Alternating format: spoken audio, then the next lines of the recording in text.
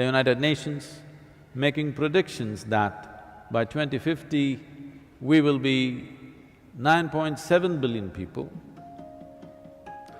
If all these people get educated, get technologically empowered, 9.7 billion people or nearly 10 billion people on this planet is for sure going to be a disaster. Yes. We can make arrangements and arrangements, we can improve the arrangements, we can make more energy-saving machines. Cockroach milk. Scientists are saying cockroach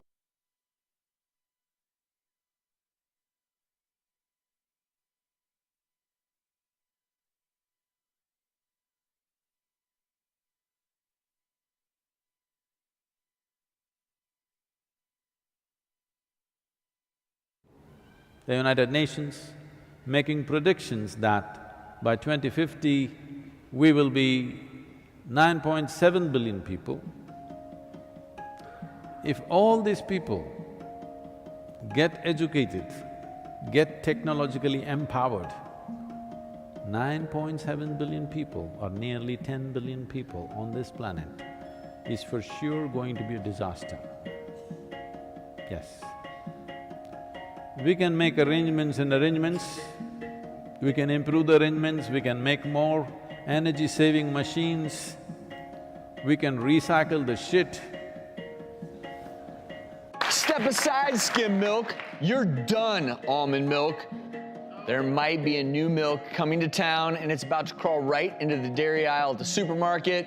Cockroach milk. Scientists are saying cockroach milk could be one of the most nutritious things you can drink. I am not a bigot. I am not a science denier. Cockroach milk is so much more sustainable and nutritious than real milk. I am a good global citizen who gets his recommended daily dosage of vitamin TV. The planet is dying because I exist.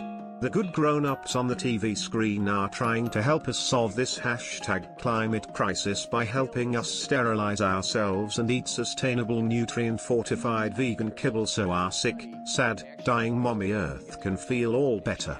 I'm going to ask my wife's boyfriend if it is socially acceptable to consume cockroach milk as an ethical vegan and animal rights activist. Discovered cockroach milk has 4 times as much protein as cow's milk. 4 times as much. Yes. We can do all this, no matter what we create,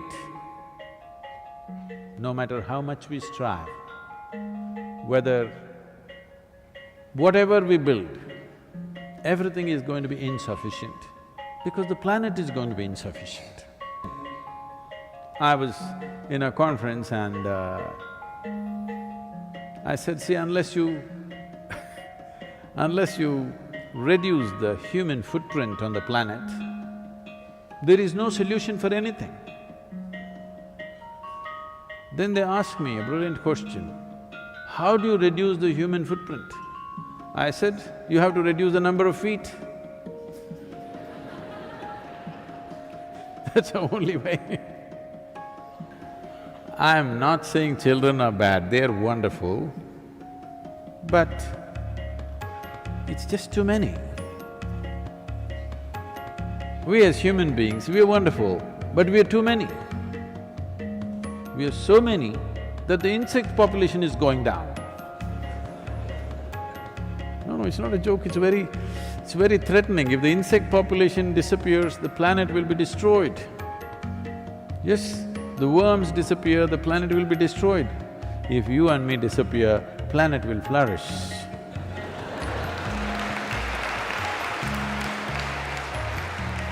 Our life expectancy has improved.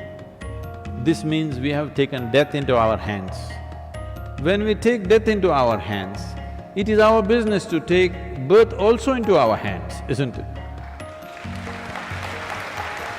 I feel so empowered on my vegan climate activist hero's journey. We are all one. I am a highly evolved god who evolved from cosmic pond scum. We are all God.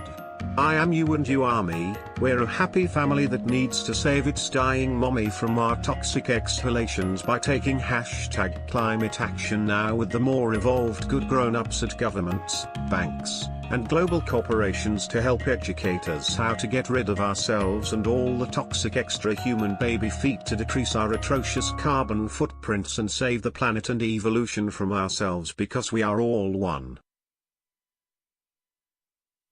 We're standing here, for this is an emergency.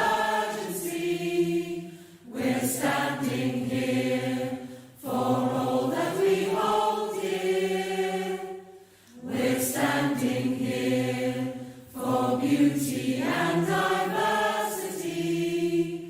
And we're standing in the love that binds us all.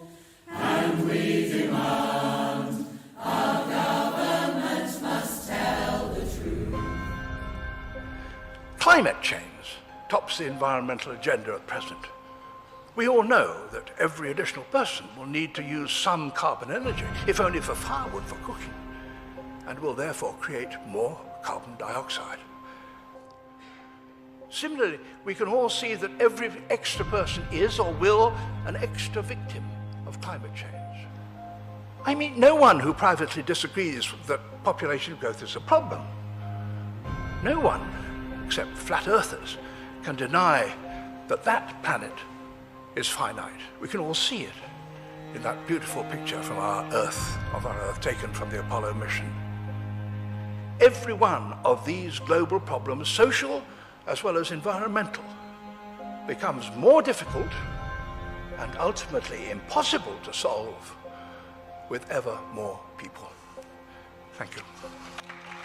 I am so glad the good grown-ups like David Attenborough and Prince Philip, friend of philanthropist Jimmy Savile, and the father of Prince Andrew, close friend of champion of science and philanthropist Jeffrey Epstein, are helping find solutions to all the extra people who need to stop existing.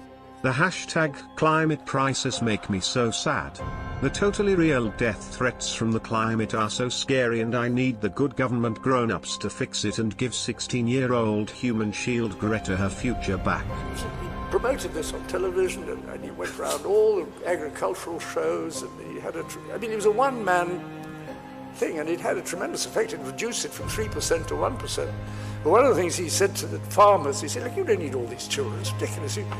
You've got to feed them all, clothe them all, educate them all, and look after their health.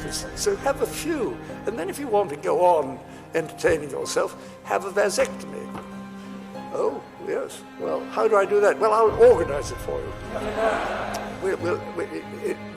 We'll have buses running into Bangkok on the King's birthday, very auspicious day. And you will go into, and he took over a whole lot of school halls and all that sort of thing. And then he showed me a photograph of all these beds and everything, and people went in, and I said, but how did they take it? Well, he said they didn't like being seen to have the operation. Oh, I said, really, how do you do that? I had visions of, putting up. Oh, he said, it's quite simple, I blindfolded them.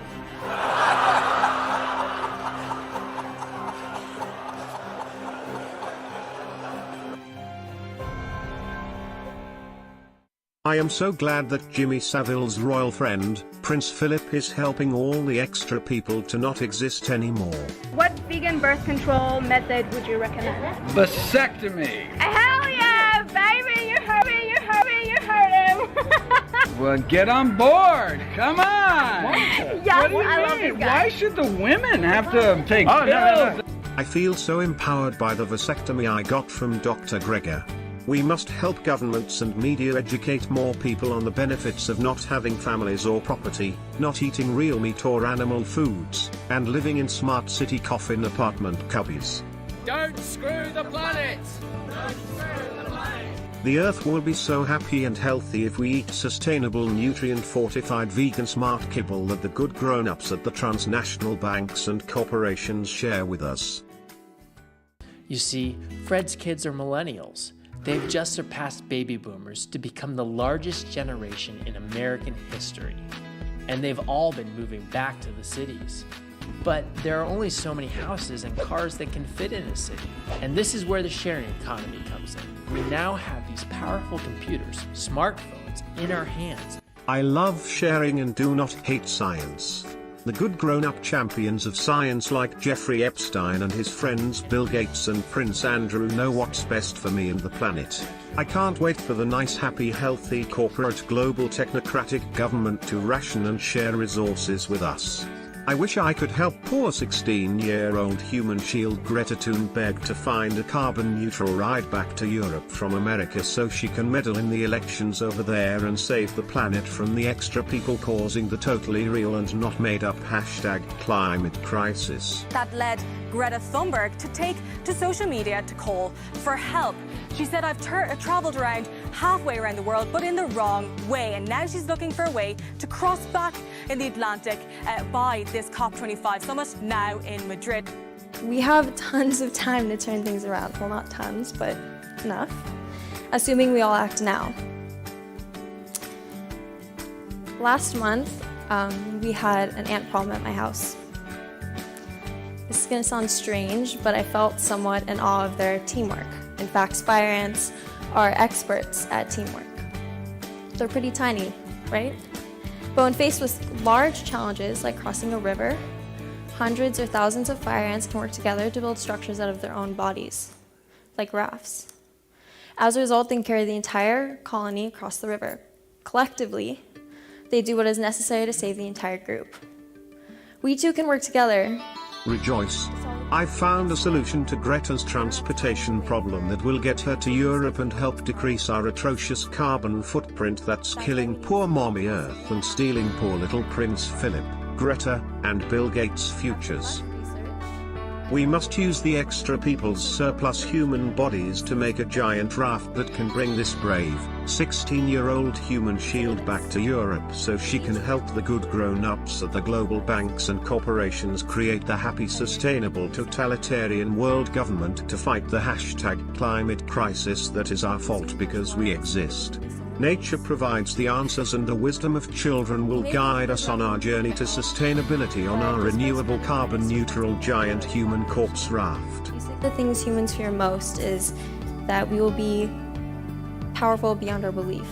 I am empowered beyond my belief to take #climate action against myself to save the planet from myself by drinking cockroach milk, eating vegan kibble, putting the pee-pee in the poo-poo, and sterilizing myself. I am not deceived.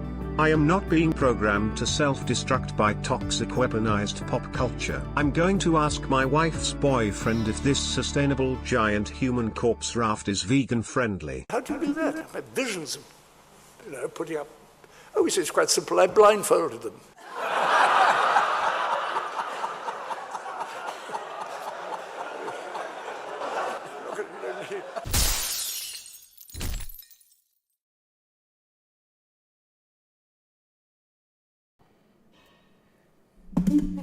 Okay. Who's ready to save the planet? Who's ready to save the young, the old, ourselves, and the planet? I hope everybody asked their wife's boyfriend permission to watch this stream. What's happening, guys? We got like 140 people in here. There's going to be people jumping in and out all throughout the stream. We got a good stream for you today. We got a great stream for you today. We've got heroes. The real heroes, right? The actual real heroes of all the actual real not made up crises. And they bring the wisdom of babes to us non-essentials. The essential twerkers of the medical system, the third leading cause of death in the United States. The essential twerkers in the medical system are being helped by not only the good grown-ups at the big banks, the global mega corporations who are consolidating our food supply for the greater good, right? To help us all. Not only are they helping us, we also have the children, the wisdom of babes.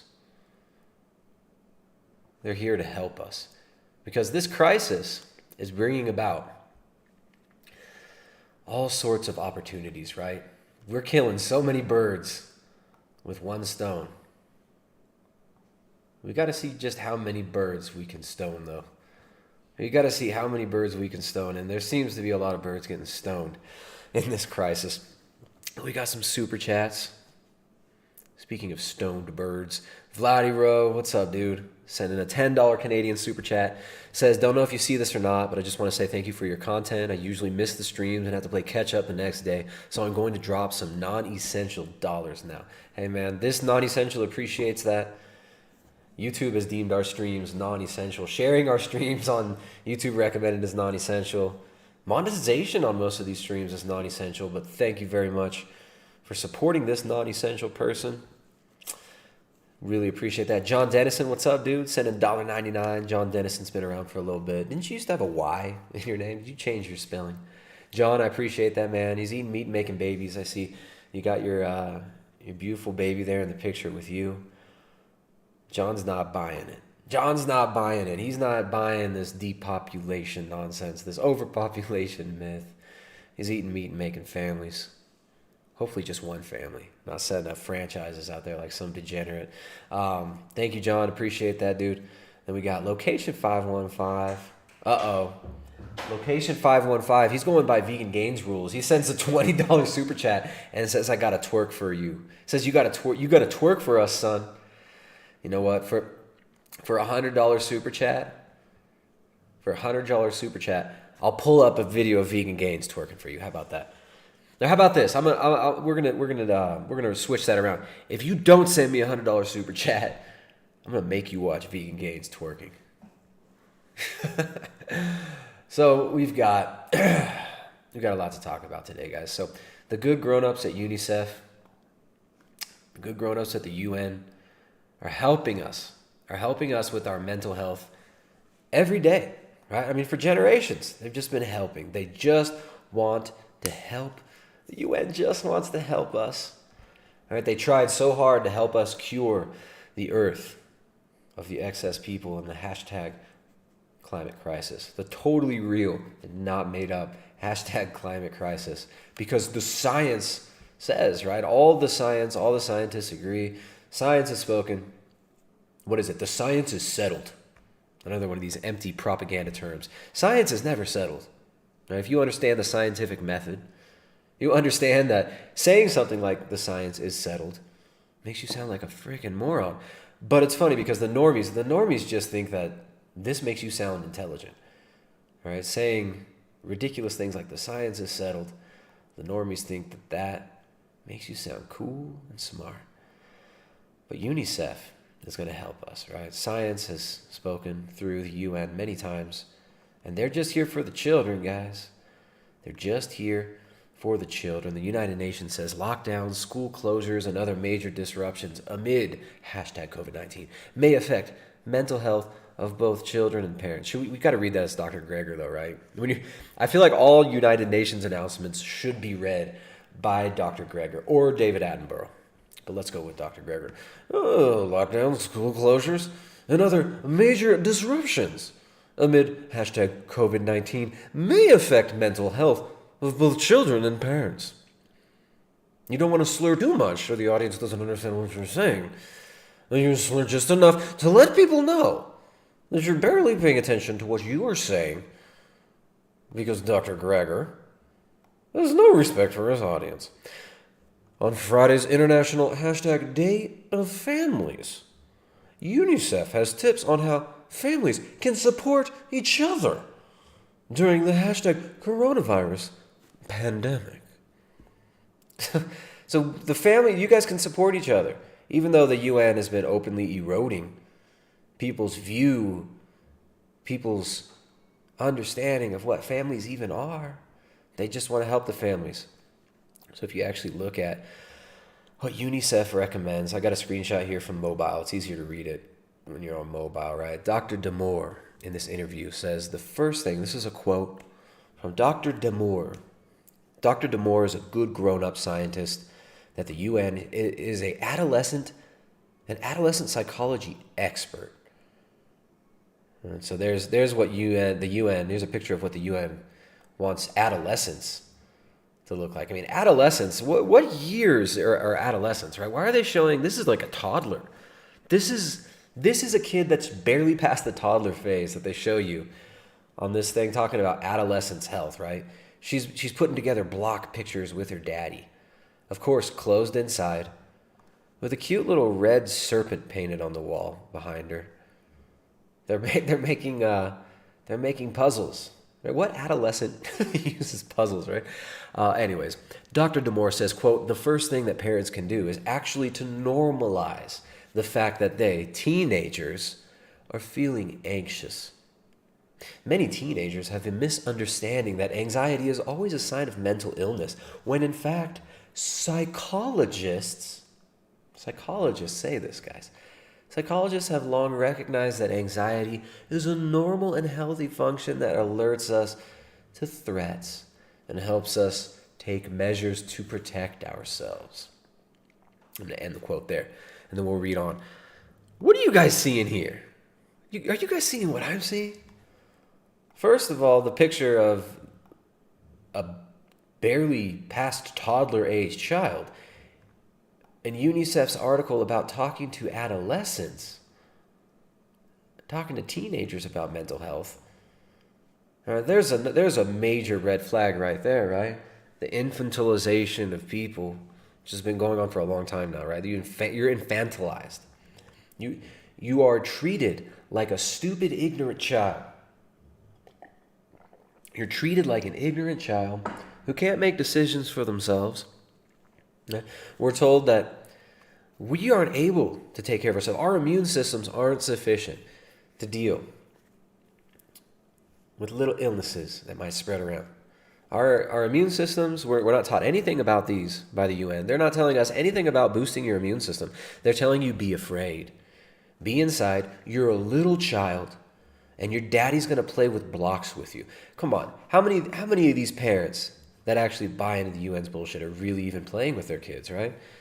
The UN wants you sitting down, watching Anderson Cooper and Greta Thunberg put the pieces of the blocks together for you. They want you sitting around watching porno all day on television, right? That's why they partner with people like Lady Gaga, right? Lady Gaga just doing open, satanic rituals on TV for the last decade. They want you, Anderson Cooper Vanderbilt, to interview activists, teenage activist Greta Thunberg. They want you watching that. And they want you to be normalizing mental illness. They're rebranding mental illness. We talked about rebranding last time, right? You've got rebranding of meat, right? Plant-based meat. You've got rebranding of health. Dr. Greger. You've got rebranding of masculinity, right? Broken, ineffectual, porn-addicted, soy boy, vegan, right? Rubbing their gender fluids all over the place. This is the new male, right? You've got rebranding of everything. Rebranding of the NKVD. Rebranding of totalitarian snitch societies and global communism. And you've got the rebranding of everything. You've got the NKVD rebranded as contact tracing. You've got healthy humans rebranded as these vegan doctors, right? They're experts. They just want to help. We got a picture right now pulled up of the spirit of UNICEF offering you mental health advice. If you're listening later on, you can't see it. We've got the beautiful face of Dr. Greger with a big bowl of indigestible foods, salads, a bunch of raw, lectin-rich peppers, and basically no protein on this plate that I can see, unless those might be some chickpeas, or as Dr. Greger calls them, chippies. Those might be some chippies that the ghoul is handing to you here. But it's all about rebranding. So we've got mental illness rebranded as normalcy. All right, you've got the new normal. The new normal. As if the old normal was normal, right? As if the old normal was right. The new normal is even more backwards. It's even more upside down. So here's the quote again. Many teenagers have the misunderstanding that anxiety is always a sign of mental illness, when in fact psychologists have long recognized that anxiety is a normal and healthy function that alerts us to threats and helps us to take measures to protect ourselves. And what are the measures that they tell us we should take to protect ourselves from mental illness? The World Economic Forum says the UN warns of a global mental health crisis due to COVID-19 pandemic. Is this really due to any pandemic, or is this due to people consuming media? Is this due to people consuming tons of fear porn on the TV? Is this due to people having an irrational fear of death that can be played on at any given moment by global economic interests who know how to manipulate your consciousness by just conjuring up the thought of death? There's so many people that are so afraid of death. So many people that are so afraid of dying. When death is an inevitability, right? Unless you're one of these, transhumanists, and you think, oh, we're going to transcend death by, if we just push it off a little bit, if we just push it off a little bit more, science is going to figure it out, guys, and we're going to live forever. We're going to live forever. Spring break forever, y'all. World Health Organization says COVID-19 is already having a serious impact on people's mental health. Is it? Is that what's having an impact on people's mental health? Or is it the fact that people have been slammed in their homes and put on house arrest, that they've been terrorized by media propaganda telling them that they're all going to die, that they hate grandma if they don't submit? Or maybe they're terrified of the militarized police states that are oppressing them. Maybe they're terrified because of all this propaganda that you're pushing on them. But no, it's COVID-19's making people have a mental health crisis. The world needs to urgently increase investment. There we go. This is how we fight it, guys. We got to invest. The good grown-ups at the global banks have to just invest in services for mental health to prevent a massive increase in mental health conditions. Oh. Now here's the advice that they give you. The WHO, we agree with everything the WHO says, right? Like their crazy dietary recommendations that we have to be plant-based.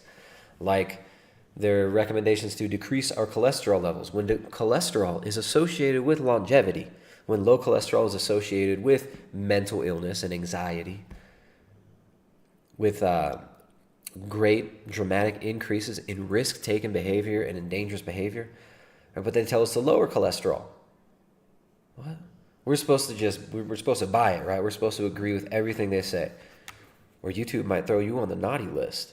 My goodness. So the WHO says people are more distressed with the head exploding emoji due to immediate health impacts of COVID-19, including physical/social isolation, fear of contagion, loss of family members, and unemployment.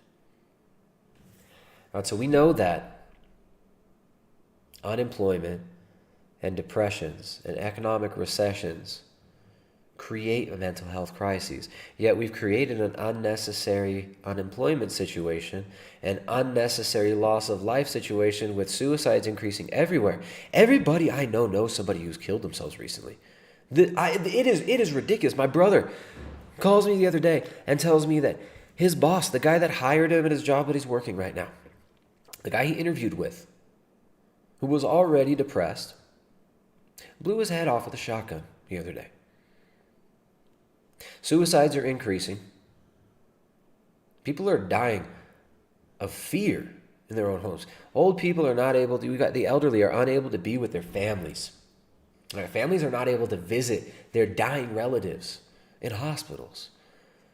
And we've got forced physical and social isolation and just terror campaign all day long telling you, you're going to die, you got to be afraid of death, you're going to die if you don't do what we say.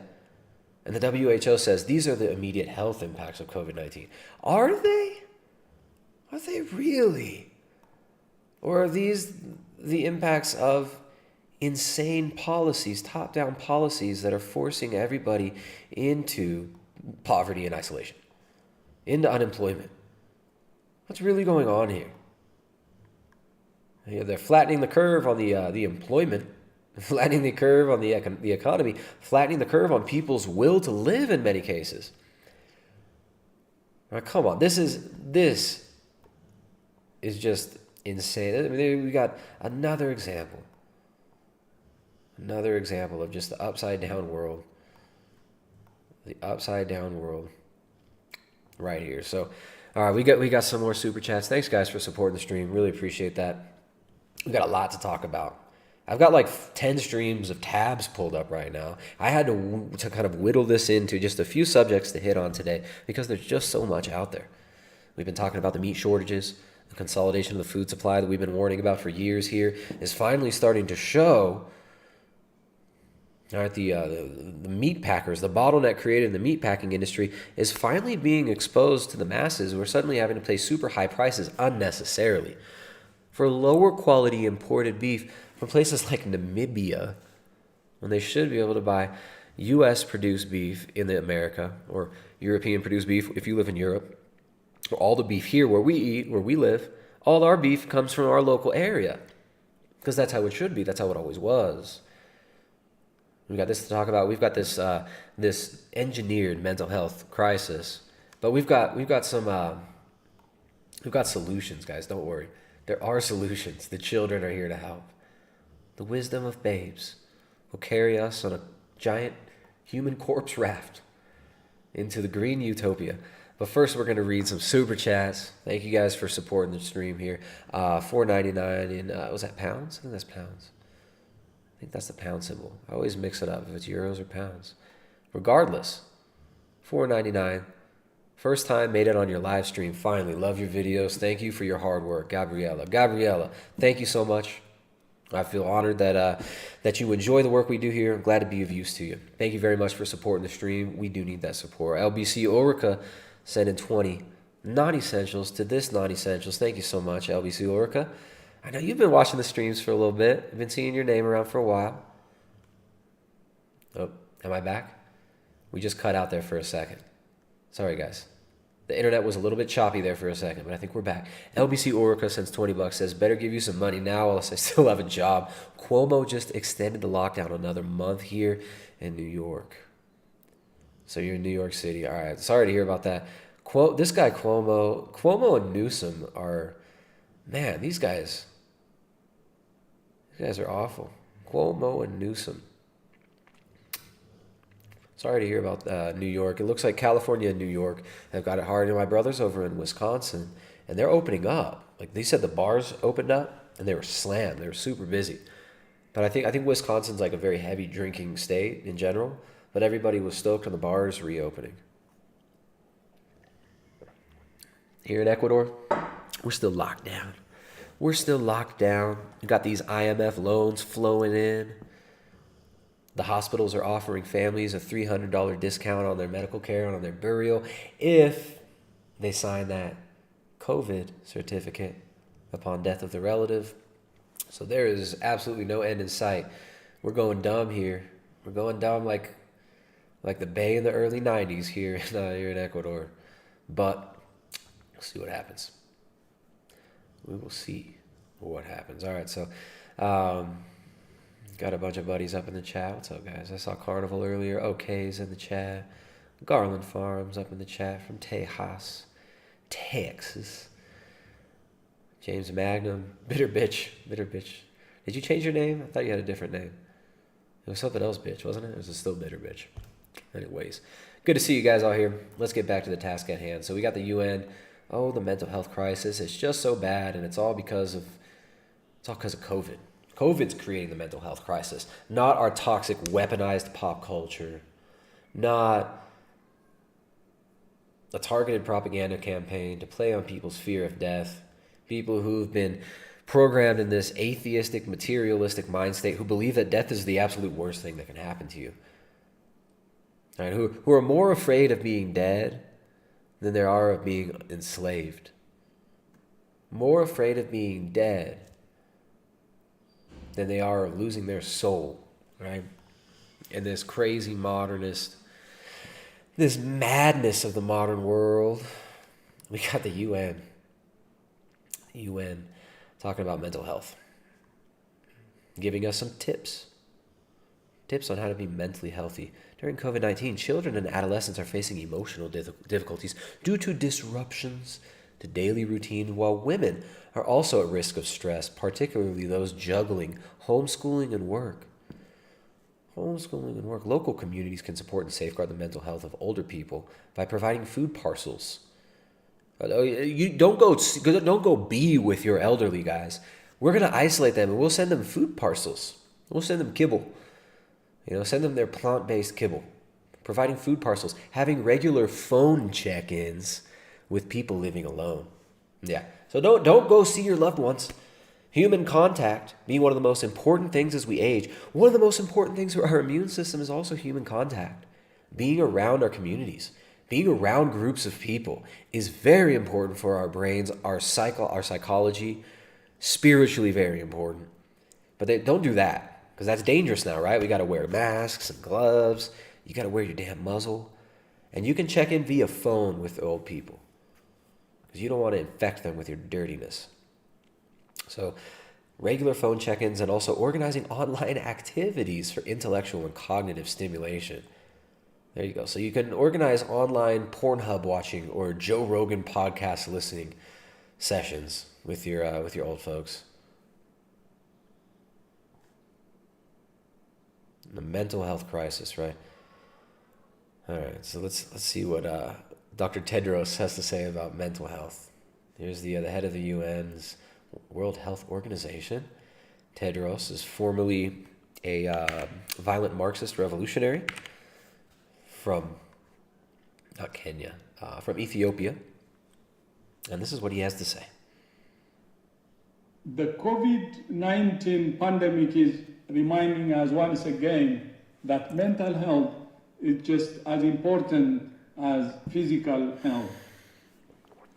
As the economic and social impacts of the pandemic expand, we can expect to see a rise in mental health conditions such as depression, anxiety, and substance use disorders. But don't worry, because the pharmaceutical companies that fund me and that are running this, they have plenty of anxiety medications that are highly addictive. They also have plenty of antidepressants that will increase the suicide rates. And they can give you all these beautiful medicines and mandatory injectable love shots to help you to be healthy. Because I am expert, no medical training, bureaucrat with no medical training, and I know what we should all do. Frontline health workers faced with heavy workloads, life or death decisions, and risk of infection are particularly affected. So are children and adolescents, whose daily routines have been completely disrupted. Older people, particularly those living alone, are at risk of social isolation. Are at risk of mandatory social isolation, and we recommend it to everybody. What are you talking about, dude? The social isolation is caused by your policies.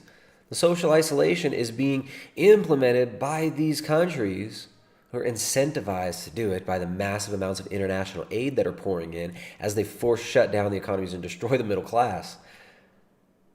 Come on, buddy. This is to say nothing of the situation in settings where poverty levels are high and physical distancing is complicated, if not impossible. If ever there was a time to invest in mental health... Oh, there's the magic word again. We must invest. Invest in mental health. It is the time to invest in mental health. We are proud to announce Lady Gaga doing beautiful Satan ritual, a lovely satanic ritual for mental health in Good Global Citizen Music Festival sponsored by Madonna. This will help. We will all invest more money to pharmaceutical company to give you more medicines. It's now. Although 30% of years lived with disability are caused by mental health conditions, just 2% of governmental budgets are for mental health. Fortunately, it's not too late to redress the balance. Support for mental health must be integrated into every component of national responses to COVID-19. We must use this opportunity to build mental health services that are fit for the future, inclusive, community-based, and affordable. Because ultimately, there is no health without mental health.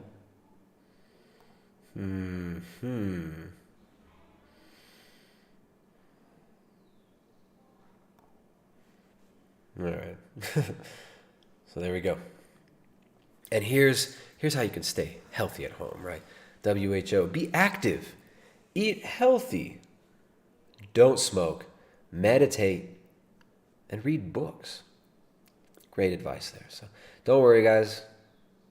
Just stay home. Be active in your home. We all must invest in the mental health apparatus and help to get hamster wheels in all homes of every citizen of the world. You may run in place in your hamster wheel while watching video of Lady Gaga. Beautiful young man Lady Gaga would do beautiful satanic ritual with Lady Gaga with Madonna while you run in hamster wheel in your home. Please stay home, wear mask in hamster wheel. Always wash hands 4 or 5 times a day. Be afraid of invisible germ everywhere for your mental health. What is this? What is this? All right, we got another super chat. I think that's, if it's an A, it looks like, I think that's Australian dollars. So thank you. We got Aussie. You know, not all Aussies are as obnoxious as Joey Carbstrong. Not all Aussies. We need a hashtag. Not all Australians. They're not all like Durian Rider and Freely. The Stoic Edgelord was a funny name. The Stoic Edgelord sent in 20 Australians. Appreciate that. Much appreciated. All right, so mental health, it's a crisis.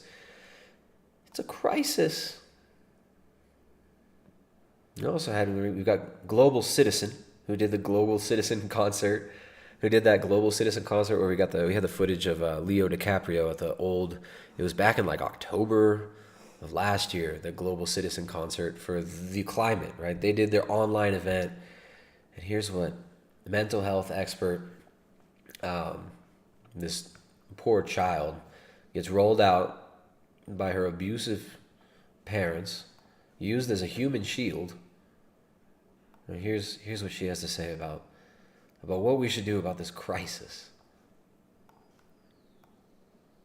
Hi, my name is Greta Thunberg. I am a climate and environment activist speaking to you from my couch in Stockholm, Sweden.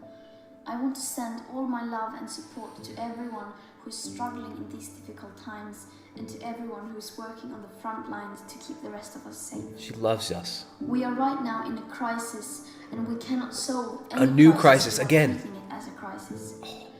We now must put our differences aside and cooperate and listen to the science and the experts. There we go. As in every emergency. Put your differences aside. Put your critical thinking aside.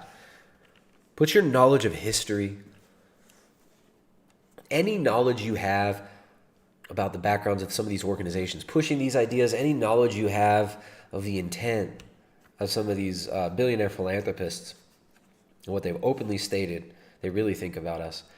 Put that aside. Put your differences aside and cooperate and listen to the science and the experts. The experts. Which ones, though? Right? Well, which ones should we listen to? Humanity has to stand together in solidarity and leave no one behind. And then when this is finally over, we must start building real sustainable societies within the planetary boundaries. Thank you so much. I wish you a great evening. Great evening. Okay, so within the planetary boundaries, right? The limits to growth being conjured up again. I remember the Club of Rome. We talked about the Club of Rome's first publication, The Limits to Growth, and then later they had the first global revolution, which was published in 92. Right? The first global revolution. We did a whole stream on that, Jay Dyer and I. Check out the stream. It was called Clubbing for the Climate. If you want to learn a little bit about the Club of Rome and where some of this rhetoric comes from. This group, the Club of Rome, very, very interested in rolling out this new economic system. They've been talking about it in white papers for a long time. So Greta says, put away your differences, listen to the experts. And we're going to shut this down, and then we'll roll out a new system. What is this new system going to be? What is it going to be? We've been talking about this for a long time. We've been talking about this and documenting this for a long time, so it's no surprise to us what's happening. A lot of people in the audience understand what is being planned. It's not something that we need to accept. I mean, it's essentially a system based on the financialization of data and of nature. The Green New Deal type stuff that they've been talking about is just one step along the way. It's the fourth industrial revolution that's being justified here. Automation, what Wired calls the post-human world. All right, so we've got this mental health crisis. Everything's falling apart. Why? Well, because we say it is. It's all so dangerous. We can't do anything. We have to all just sit at home and wait at home. Greta is here to help, though, guys. We've got the UN. They just want to help us with our mental health. And we've got the children that need to be listened to because they know best, right? The children know best. Let's hear what CNN and the town hall and poor little human shield Greta had to say.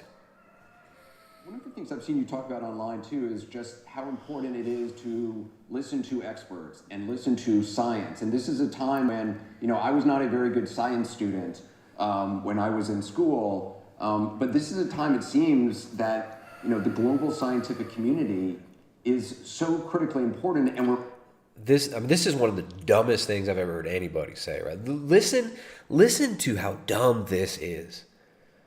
He's asking an abused 17-year-old girl who's talked about her mental illness, right? She stopped eating because she was so scared that the climate was changing. And he's asking her advice about listening to the experts, obedience, right? Just like Neil deGrasse Tyson said, we talked about this months ago when this first started. This is a big experiment to see if people will listen to science. Will people obey science and the experts? I've seen you listen to Anderson Cooper Vanderbilt. Listen to this degenerate, Anderson Cooper Vanderbilt, sell himself for the most nonsensical and absurd, using the most nonsensical and absurd rhetoric. I mean, this is just pure propaganda. Listen to this. Talk about online too is just how important it is to listen to experts and listen to science. And this is a time when, I was not a very good science student when I was in school. I was not a good science student when I was in school, but now I'm a good global citizen. And I just listen to the experts because they're kind of like your teachers, kids. All you children watching, all you adult children, all you millennials that we treat like infants, all you boomers who we treat like infants, we should listen to the science. But this is a time it seems that, the global scientific community is so critically important, and we're really seeing just how important it is to follow science. Yes, exactly. And I hope that we can see now that the scientific community are stepping up, and they are speaking up more than they've done before, because obviously this is a crisis that require the scientific community to speak up. And I hope that people really, it feels like science is getting, the role of science is changing now. It's becoming more, people are starting to realize that we are actually depending on science and that we need to listen to scientists and experts. And I really hope that that stays, and that also is for other crises such as the climate crisis and the environmental crisis, that we actually understand that we have to listen to the scientists. We have to listen to scientists. So I think we must have repeated that about 15 times. The science, listen to the science. Anybody who understands the scientific method understands that that is a stupid statement. That is absolutely absurd. We have to listen to the science, right? But what is this doing? I mean, this is reinforcing this idea of technocracy.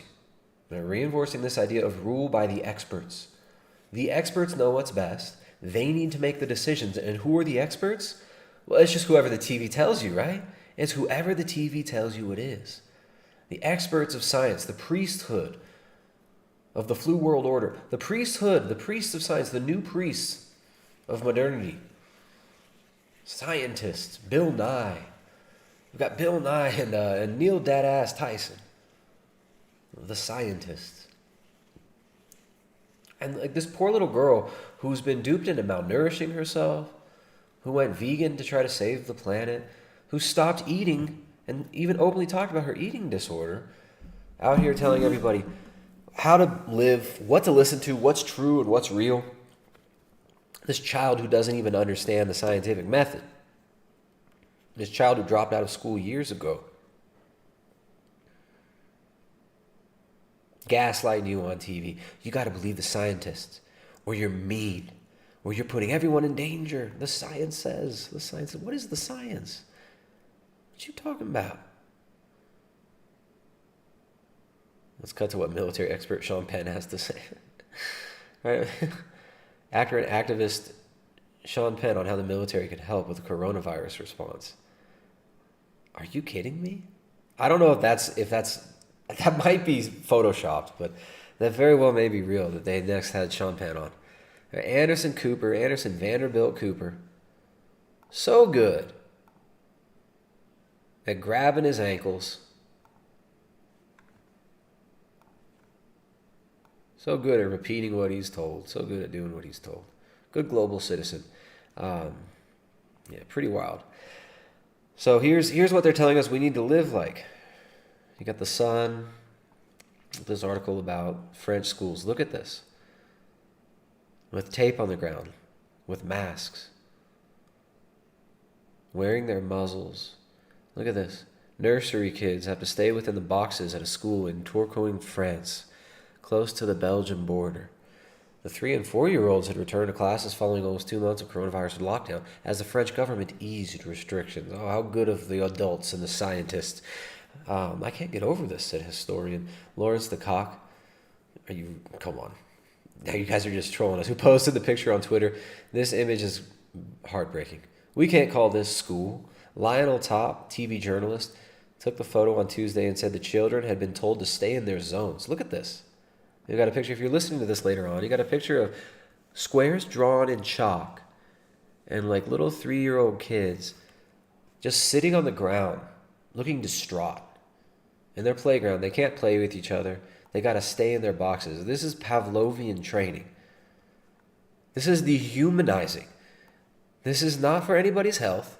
This is not to keep you safe. This is a dehumanization of children.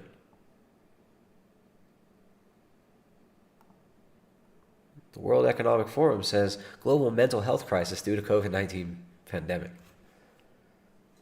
Because look, in a survey, Chinese, Iranian, and American people, the percentage of distressed individuals is going up, up, up. The science says. And this is because of the virus, right? It's not because of anything else. It's not because of the measures that they're enacting. It's not because of the terror campaigns. It's not because of joblessness. Shoot, malnutrition has nothing to do with this. It's just because of the virus. All right, so the mental health crisis, obviously there's a lot more going on than just, oh, this virus is making a mental health crisis. I mean, treated like lab rats, and if we keep acquiescing to this, it's going to continue. They've closed the churches. They've told us that we can't hold divine liturgy, but you can go to whorehouses as long as you don't kiss. That's what in New Zealand, that's what the rules are. The whorehouses are open. No mouth to mouth, though. But you can put your pee-pee in the poo-poo. This is why we have a mental health crisis. And there was a mental health crisis before this happened. This is the straw that broke the camel's back. The sick and degenerate, several sick and degenerate generations, right, who've been told all sorts of nonsense about the reality they live in. You've been told that you're nothing, that you're just pawn scum, while at the same time you're told that you're the peak of evolution. Right? You were pawn scum, and you became rats and shrews and then chimpanzees, and now you're gods taking the reins of evolution. If you just listen to the experts, then you can maybe live forever in this beautiful transhumanist Blade Runner 2049 future where your body is modified. You're given this crazy theology, this inverted, this Luciferian theology that tells you that through your own will, through your own intellect, you're going to achieve theosis, the apotheosis of man. And this has been taught in the Masonic lodges for centuries. This has been taught in the mystery schools for ages. The Gnostics taught this. And you're taught the same thing through the theory of evolution, which is, of course, science, right? It must be true. The scientists said it's true. Science where you're supposed to have evidence. It's supposed to be falsifiable, testable, repeatable.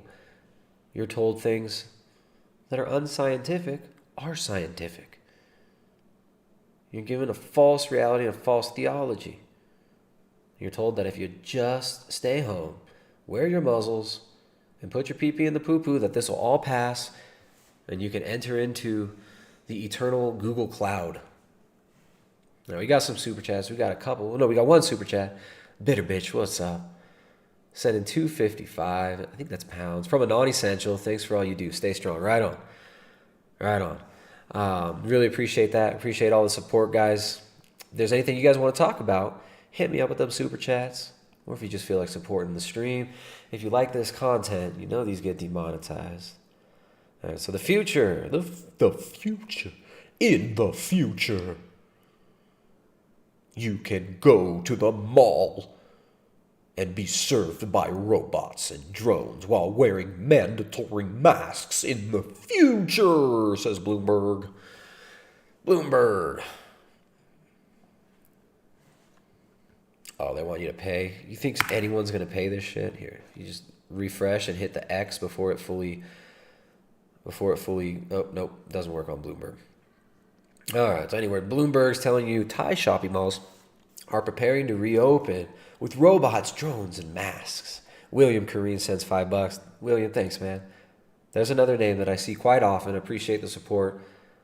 I think I've seen quite a few super chats in the past from you. Thanks, man. He didn't even... Oh, there he goes. He says, Jay's theology playlist is helping me. Helps everything make sense. There you go. Shout out to Jay, to my buddy Jay Dyer. If you guys want to see some good episodes on this channel, search Jay Dyer, D-Y-E-R. We got some great talks on this channel with Jay, and then check out Jay's channel, Jay's Analysis. Appreciate the super chat, man. Jay does do really good work on theology. And here we go. Thai shopping malls prepare to reopen with robots, drones, and masks. There we go. Oh, coronavirus tracking project backed by Gil Bates is put on hold due to FDA concerns. There's a little girl being jammed with a swab deep into her nasal cavity, looking vacant. Sad picture right there. So what's going on here? We got everybody's favorite philanthropist, Bill Gates, everybody. We've got Bill Gates. He's going to tell us how we can save ourselves. He's going to tell us what's up. In any fight, it's important to know your enemy. In any fight, it's important to know your enemy. And your enemy would never, ever be wearing a little Mr. Rogers purple shirt dressed up just like the pedo next door. He would never talk about flattening the curve on human population, giving you mandatory vaccinations. He would never look like an unassuming, effeminate nerd like Bill Gates. Your enemy would never look like that. Your enemy is invisible and everywhere. And it's the sunshine, and a job, and families, and fertility. Unfortunately, in our battle against COVID-19, there's a lot we still don't know. How many people are infected with the virus, including those who don't show symptoms? Is it seasonal or weather dependent? When will it be safe to open the economy back up?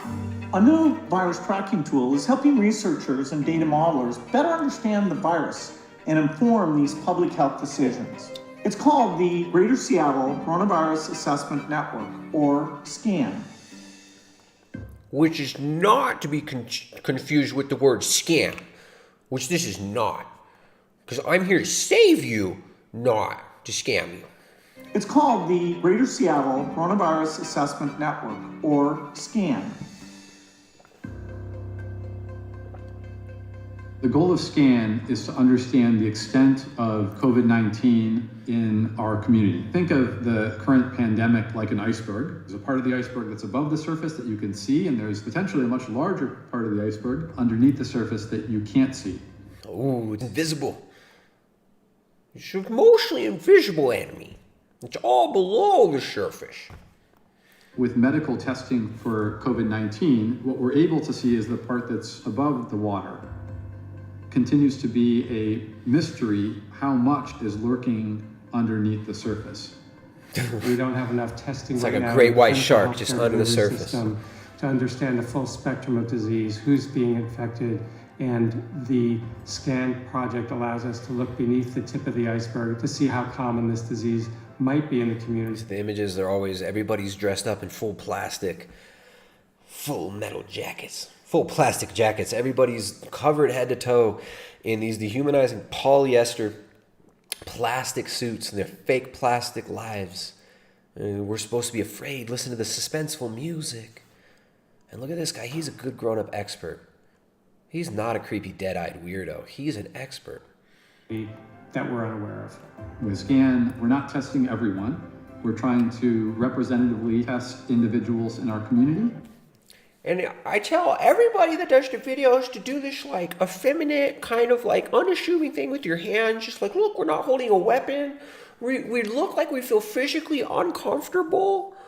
You know, it's like if you act like a little bit physically uncomfortable and you show that you're human, people will think that you're like them. Like they'll project their own insecurities onto you, and they'll see you sitting there fidgeting around with your hands, and they don't realize that there's a psychopathic monster inside Bill Gates. They don't realize that there's a psychopathic monster. They just see a little guy with like some closed up posture, and they think maybe he's just insecure like me. No, it really is just full of spite, greed, arrogance, and godless desire for power. You can go to the website. This policies a little bit and get back to work. It will be very important to monitor undetected infection. In order to participate in SCAN, individuals can go to the website at scanpublichealth.org and register and have a kit sent to their house. When the swab kit arrives, you take that swab. Yay! Look, we got our swab kits, honey. We're gonna collect some DNA and send it into the lab. They're gonna save us. You would either swab yourself or swab your child, and then you put it back in the box and then send it back to the lab. The advantages of being able to collect a sample at home include minimizing risk of exposure to healthcare workers, as well as allowing... Look at this, they show these eyes, right? These fearful eyes. They're all Asian.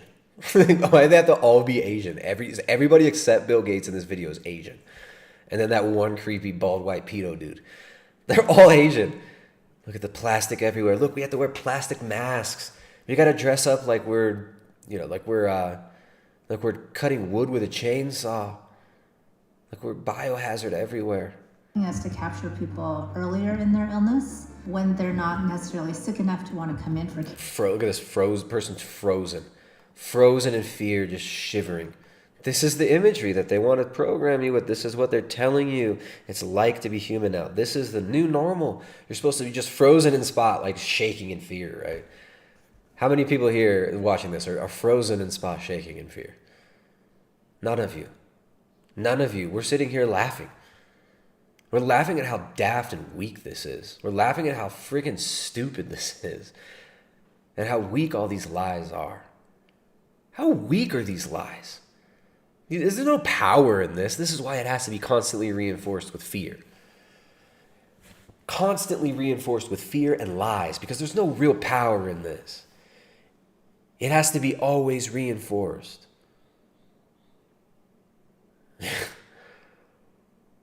We're all going to die. I'm going to die. You're all going to die. Every one of us will die. Every single one of us will die. There is no going around it. The question is, how are we going to live? And these people's answer to your fear of death that they programmed into you, that they've told you is so necessary. These people's answer is you have to submit to what the experts say. And who are the experts? They're Jeffrey Epstein's associates, right? This is you're being told that Jeffrey Epstein's friends are going to save the planet. If you just wear a mask, stay home, and stop working, and starve in your homes. You gotta be so scared. I mean, it's so weak. It's so weak. And it's so easy to mock, right? Yeah, there's a lot of, life is serious. It is serious. But our salvation in this life doesn't come from the scientists. Our salvation doesn't come from this world. Right? If we can be duped into seeking all these worldly sources of comfort and salvation all the time, and be duped into being so afraid of death all the time, this is what we get. We become a frozen in place, dead-eyed, dehumanized, muzzled, malnourished. Look at the clavicles.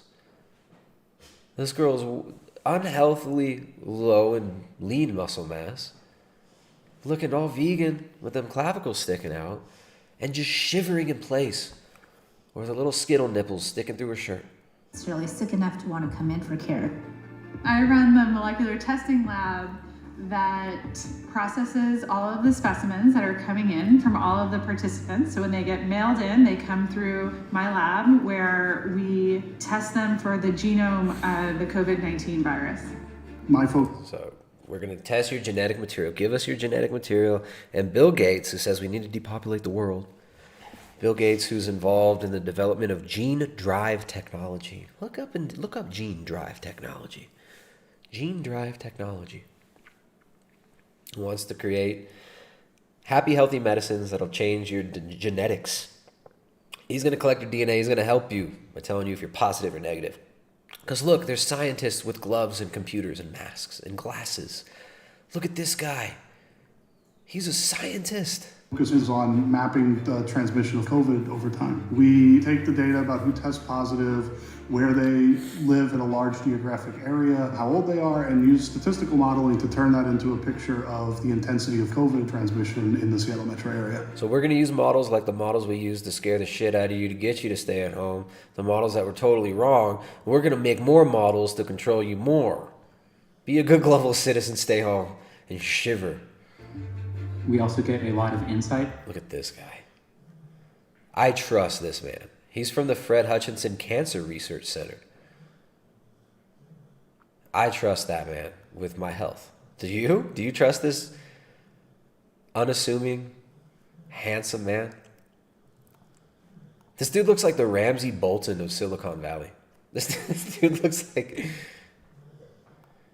looks like he's got like 5 tortured, broken males in his basement that he calls Reek.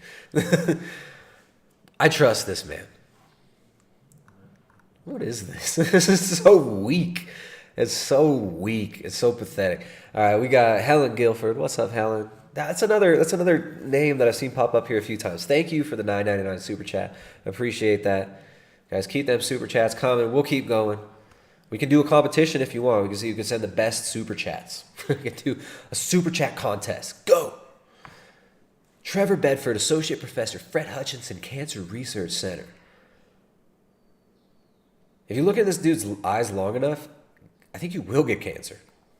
From the virus genomes, so we're able to see whether this infection is closely connected to this other infection. And if they're very diverse, you know that there's a lot of community spread. If they're very closely related, it's more likely to be very small pockets of community spread. So we can learn a fair amount from not a huge amount of sampling. The 21st century's greatest tool against viruses is going to be better understanding who's getting infected, when, and why, so we can just stop the transmission process in its tracks. SCAN is a first step in the US towards having better infrastructure to do that. Bill Gates, everybody. Saving the world. Saving the world. Because there's a mental health crisis. There's a health crisis. All right, as they're making meat more expensive, we got artificial scarcity coming about in the meat supply, which we talked about the last couple streams. Guys, check out the Where's the Beef. We're also seeing all these articles a couple weeks ago about last week, meat eaters tend to have better psychological health than vegetarians. Carnivores have better mental health than vegans, study claims. And the vegans are like, this is fake news. Mike the vegan says it's not true. Dr. Greger says, no, this is false. Mental health comes from guys like me. We've seen the deterioration that goes on physically and mentally, and the communities of vegans constantly promoting this stuff in social media. You see how many people are in and out of the vegan movement because they just feel like shit on the diet. We're being told, eat less meat. WHO says, eat less meat. Ellen says, eat less meat. Be neat, eat less meat. I'm cute. I'm Ellen. Eating meat may improve mental health, and 1 in 3 vegetarians are depressed, study suggests. Study suggests. But you're being told by the experts, by the children, by the vegan Ubermensch, Greta, the global citizen Ubermensch, Greta, says, go vegan, go vegan. WHO tells you don't eat meat, eat plants. And doesn't it seem kind of backwards? I don't know. Something weird going on here, huh, guys?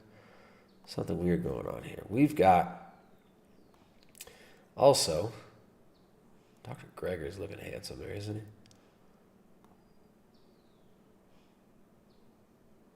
We've also got, oops. There we go. We've also got great news, guys. Great news from the Washington Post.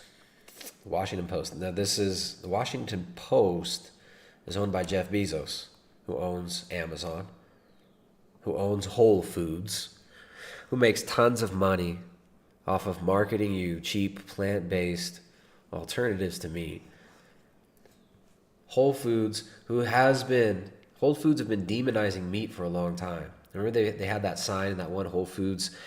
We talked about this 2 or 3 years ago on a stream. And it was like the plant-based meat section. And it said something about like no evil here, like no evil slaughter or something here. And insinuating and making you assume that eating meat is evil, right? So the fake meat is not evil. The fake meat is not evil. But real meat is evil. And what is good is, there's Dr. Greger. Here. Enjoy some of this? Slippies, chippies, lentils. Coming at you live from Hell's Kitchen. Dr. Michael Greger. All right, Washington Post. Washington Post. Jonathan Safran Foer wrote this article. Oh, it's an opinion piece. So Washington Post, instead of, normally they just publish this stuff as like, this is the news. The experts say. All right, so this is an opinion piece. Meat is not essential. Why are we killing for it? I'm going to let ribeye out. Hold on. What happened? Keep going.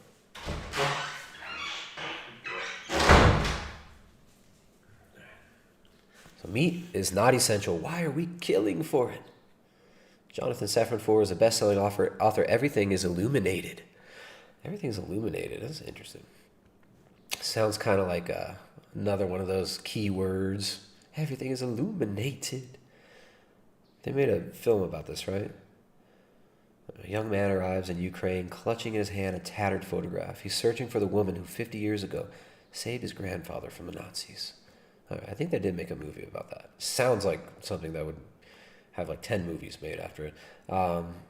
President Trump's recent use of the Defense Production Act to order slaughterhouses and meatpacking plants to stay open is misunderstood if viewed only as the next tragic misstep in his handling of the coronavirus pandemic. It marks the nadir of the increasingly broken meat industry. For years, we have knowingly destroyed our planet for the sake of a protein preference. Now we are sending humans to their deaths. Wow, dude. Wow. All right, so this guy, we got to figure, who's this guy? Well, let's look up, let's see this guy's, I want to find a picture of this guy. Let's put a picture to these words. Let's put a face on these words. What is this guy's deal? Here he is. I mean, I trust this guy. You trust him? Jonathan, let's see. There we go. There's him in front of a Bank of America, a big Bank of America banner. All right, we've got, there's his face. All right, Jonathan Safran Foer. Where's he from? He's an American novelist. Okay. From Brooklyn, New York. There we go. From New York. He's a New Yorker. So just your average Joe, average Jonathan, in front of the Bank of America banner here. All right, great. He says Trump's order was in fact the result of meat industry executives requesting his relief from legal liability for workers' deaths.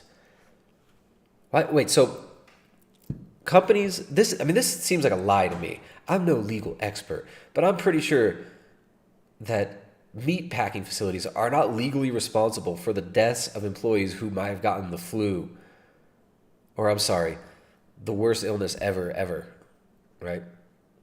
COVID. The virus. Right, I'm pretty sure that they're not responsible, but whatever, right? So he says that military personnel risking their lives to fight terrorism is one thing. How did the president arrive at the absurdity of requiring civilians to risk their lives for the sake of a particular food? This is, all right, dude, I don't know how much of this I'm going to be able to take. This is so deceptive. Nobody is forcing these people to work. Nobody is putting, look at the picture. These meat packers, they got chains on them. They're just chained to their work. They're being forced to do this, you guys. They're being forced. They have no choice. Come on. These are people who are getting paid to do this work. If they don't want to work, somebody else will step up and do the work. There are a lot of people who are not working right now. A lot of people who want to be working right now. A lot of people who are forced not to work right now. And these people can go to work. But this dude's making it seem like it's a human rights issue. But where's the quote from a meat packer? There's not a single quote. Is there a quote in this entire? I don't see a single quote from somebody who works at one of these places, at one of these Tyson facilities, right? Or Cargill or Smithfield or JBS facilities. These are global companies. And JBS is a Brazilian company. Smithfield is owned by China. Tyson Foods is an American company that was actually accused of being involved in the Mena, Arkansas distribution network of Coke, not cola, with the Clintons and whatnot back in the Iran-Contra thing. Isn't that funny? Tyson Foods has been accused of being involved in the trade of illegal substances. These people aren't being forced to work there. And we don't have to have a consolidated bottlenecked beef production, beef packing industry. We could have local producers that we buy from.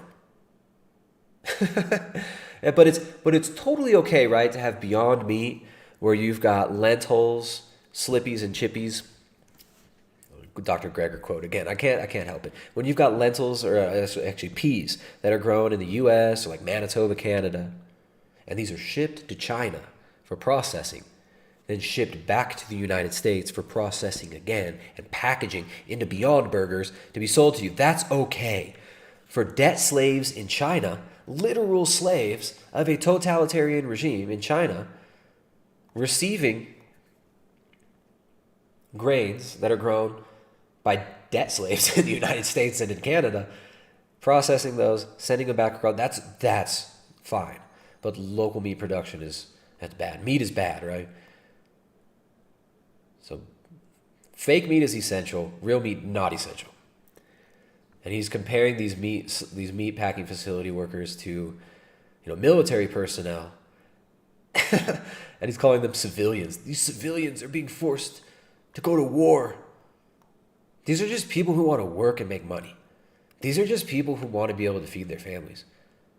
People like me, people like my neighbors who want to be able to feed their families, who are told they can't work, who are told they have to stay home.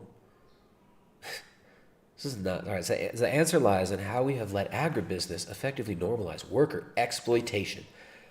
Exploitation, oh no. All right, so they commonly wear adult diapers and simply urinate on themselves because bathroom breaks are routinely denied by supervisors under threats of retribution. Dude, okay.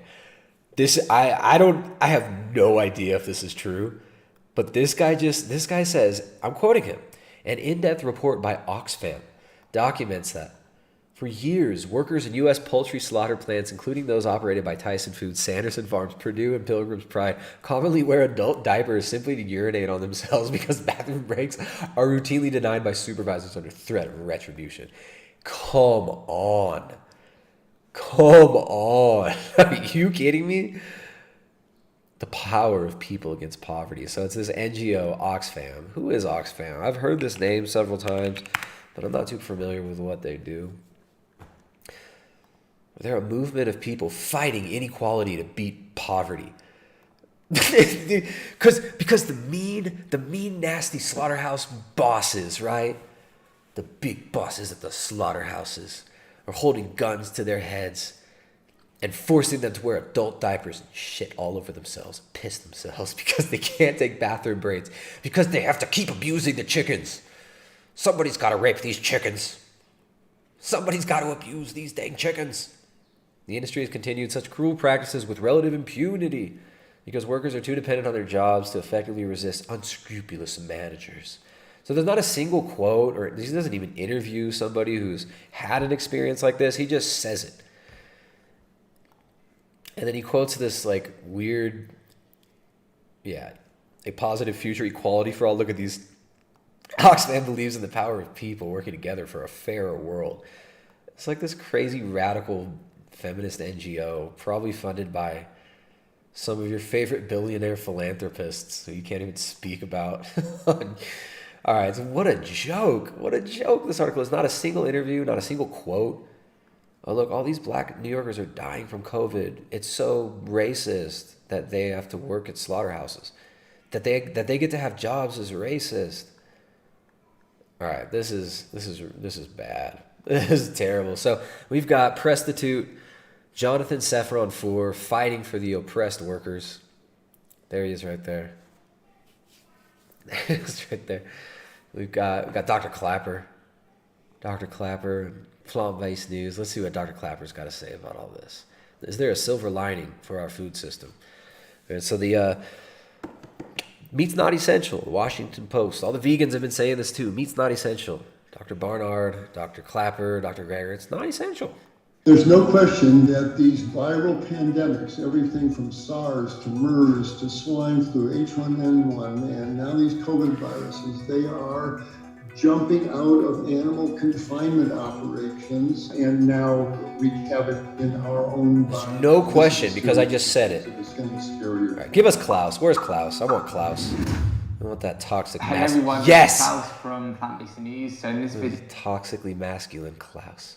Klaus from Plant-Based News. Klaus from Plant-Based News. We have a very controversial interview. I'm quivering.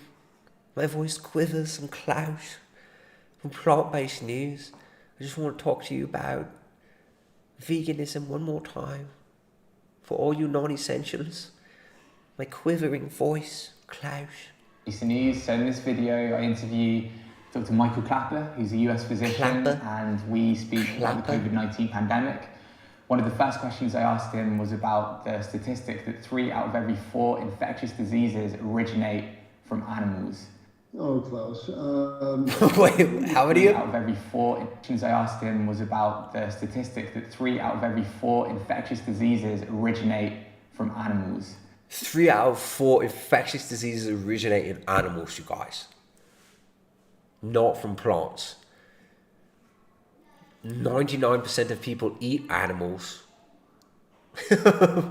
All right, man. We'll hear a little bit of Klaper. Just a little bit more Klaper. I just want to hear Klaus though. I want a seminar by Klaus.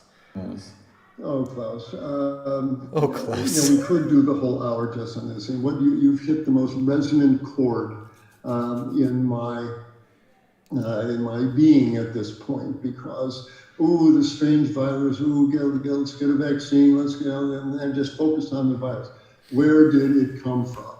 It came from violating natural law. For every place where humans have encroached into jungles and all these hellacious mass infections that we've been seeing. All the jump cuts. This guy can't even get to the point. We've been breaking natural law. He invokes natural law. Natural law, right? So this guy is like Mark Passio. Natural law. What is natural law? What is natural law? Dr. Klaper, if I look out in nature, I see animals consuming animals. If you're going to appeal to nature, if we look out in nature, what do we see? We see dominance. We see consumption of animals. We see theft, even incest, rape, murder. That's what the animals do. And in classic vegan fashion, they're going to want to say that they're materialist rationalists, but then they're going to want to say humans are not natural. Right? Just like Mark Passio, just like, who else? Spherage. That's not natural. It's not natural for you to be vegan. Hi, everybody. I have to make my eyes crossed. Hi, everybody.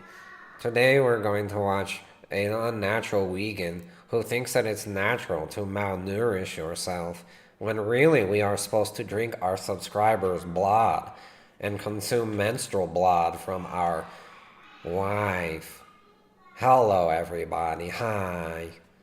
These are the same arguments these people use. It's natural. It's not natural. What is natural, dude?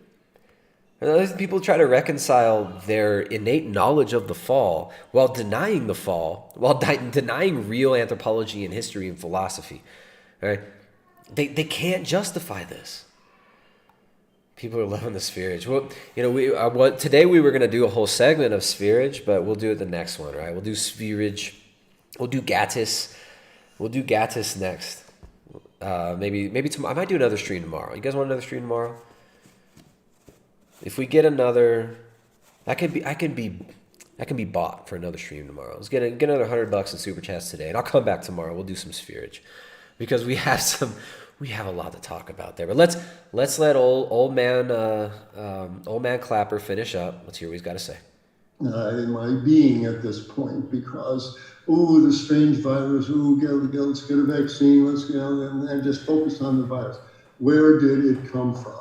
It came from violating natural law. For every place where humans have encroached into jungles. So humans are bad and unnatural. All of the rest of the natural world is natural, right? Humans bad.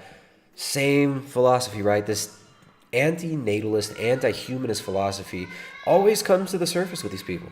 All these hellacious mass infections that we've been seeing, they are all from the animals, from how... Because it's not natural to eat animals. We've been abusing them and confining them. And you can find 100,000 chickens in a shed. You can find 50,000 pigs in a building. They're sick, they're coughing on each other, they're vomiting, they got diarrhea. The other animals eat the feces, they pass the viruses around, they mutate with the other animals, the viruses that they brought in. And quite honestly, and why am I so distressed? One, the pain that I feel just thinking about this fake empathy, the pain that I feel just thinking about it. Come on, dude. You're not fooling anybody. You're not fooling anybody, dude. Factory farming and all those innocent creatures in those sheds is bad enough.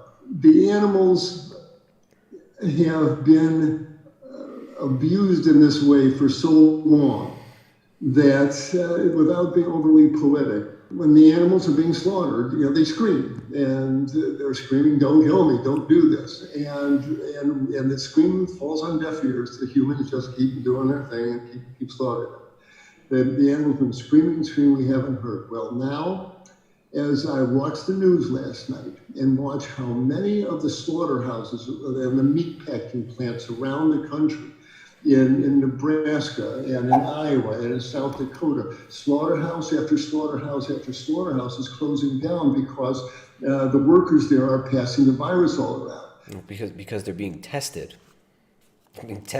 And the global mega corporations that own them have no problem shutting down because they're going to squeeze out the pesky little farmers that they hate anyways. All these ranchers that actually raise the cattle have always been the biggest hurdle for the vertical integration of this system. Now they're going to be losing their farms, they're going to be losing their ranches to the banks because they can't pay their mortgage. They're going to get out of the business and sell their livestock. They're going to cull their livestock, and they're not going to be able to get that stuff to market because of the bottleneck that was created by these mega corporations who also benefit from plant-based meat alternatives like Cargill. Cargill is the biggest grain conglomerate on the planet. Cargill runs most of the grain trade in the whole world. You think these people care if they shut down meat packing facilities? You think Smithfield, which is run by Chinese billionaires, by the Chinese state, it's run by the Chinese state, you think they care about closing up these things for a few months? It's not about money at a certain level. At a certain level, it's not about money at all. Money is just one tool for control. And so these people, these corporations do not care about shutting down their meat facilities. Because guess what the result is? The result is they're going to be able to sell you more profitable, plant-based kibble. They're going to be able to squeeze out the pesky little landowners, just like they did to the kulaks in the Soviet Union. They're going to be able to get the peasants off the land. And they're going to be able to manipulate the illusion of the economy, the so-called economy. They're going to manipulate this illusion they've created, and they're going to take people's land and resources. This has happened over and over again throughout history. It's happening a little bit more gentle now, in a different way than it happened with the Holodomor, the dekulakization campaigns. All right, so anyways, he says this is a great thing. This is so good that they're all shutting down. It's really good. Plant-Based News says, COVID-19, Beyond Meat will be like Amazon or Facebook. Oh, you mean like, basically a public-private partnership, essentially extension of a government agency with a total monopoly propped up by government money constantly. Amazon that got $500 million to do cloud services in 2017 from CIA. It's going to be like that. Great Plant-Based News. Wonderful. All right, let's come over here. You had a super chat. We got a super chat from one of my favorite channels. Jay Dye, or what's up, Jay? Where you at? I'm going to scroll up here. We got so many comments. There it is. What's up, Jay? $14.99. Thank you for the super chat, dude. It says, what's a good reply to people who say, well, keto and carnivore might help some, but after a while, we see that we need carbs. It helps with diabetes. What is a good reply to that? Where's their evidence of this? I mean, what evidence do they have that you need sugar, that you need carbohydrates? Especially for diabetics. I mean, diabetics do great on a low carbohydrate approach. It's not like you want to avoid carbs forever and you have to avoid carbs forever. But you don't need as many as a lot of these people say. Look, a lot of people are just, they're looking to stake out intellectual territory. They want to throw their flag down on their hill and say this is the only way to do it. I just tell people, that's cool. If you want to use carbs, you can. If you want to use carbohydrates, you can. I use them when I want to, but they're not necessary. So, I mean, as far as like what evidence they will accept, that depends on the person, as you know, right? Like, I mean, if it's one of these people who want to see studies, right? Then that's one angle you could take. There are a lot of long-term studies showing people on ketogenic diets, low carbohydrate diets, maintaining fat loss, getting off of insulin. Right? But yeah, sure, you can still do it by consuming a higher carb, lower fat diet. You can reverse insulin resistance on a very low fat, high carb diet. But who the hell wants to do that? Who wants to avoid fat, right? It kind of comes down to preference too. So what I would say is, sure, you can do it another way. You can do whatever way you would prefer. If you want to eat more carbs and less fat, that's cool. I like to eat a lot of fat. I like to eat steaks. My digestion's way better when I don't have a bunch of plants. Right? Like major digestive distress can be avoided for me, and major health issues as far as, digestion goes. And fat is necessary. Right? We need fat. Fat and protein. You've got essential amino acids, essential fatty acids. You don't have any essential carbohydrates, but your body can create the glucose it needs. Yes, it needs glucose, but it doesn't need external glucose. So thank you for the question, Jay, and the super chat. Let's see. The chat's going so fast. What's up, guys? Make sure to share this one. Make sure to like it. Make sure to share it. We're still bottlenecked by YouTube. We're still in the naughty corner on YouTube.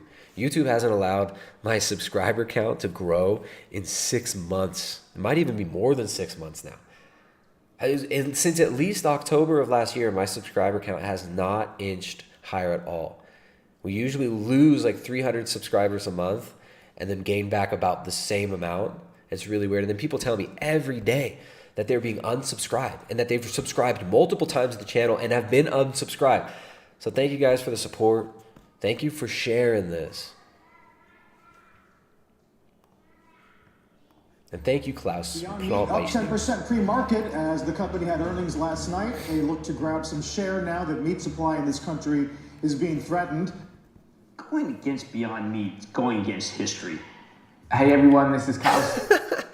All right, so just like plant-based news, this is like next level up, right? You get on CNBC, instead of just being a hoe and a mouthpiece like Klaus from Plant-Based News. Hi everybody, it's Klaus from Plant-Based News. It's quivering Klaus from Plant-Based News. Instead of being a hoe for Saudi royalty, Prince bin al-Walid bin Talal, his son Prince Khalid. Instead of being Prince Khalid's little mouthpiece, little puppet, you get to be a puppet for bigger economic interests. And this guy, what's his name, Kramer? Jim Kramer from Mad Money. Going against Beyond Meat, going against history. Going against Beyond Meat, going against history. Hey everyone, this is Klaus here, and I just wanted to re-upload this video from CNBC because Jim Cramer came out and said some very interesting things about Beyond Meat. This movement's happening, and you got to get on the bus or get left. If you don't know Jim Cramer... So it's just press releases, right? It's just press releases, but they're more expensive, right? You can buy somebody like Klaus for a few $1,000, a couple $1,000 a month, and you've got a mouthpiece like Klaus.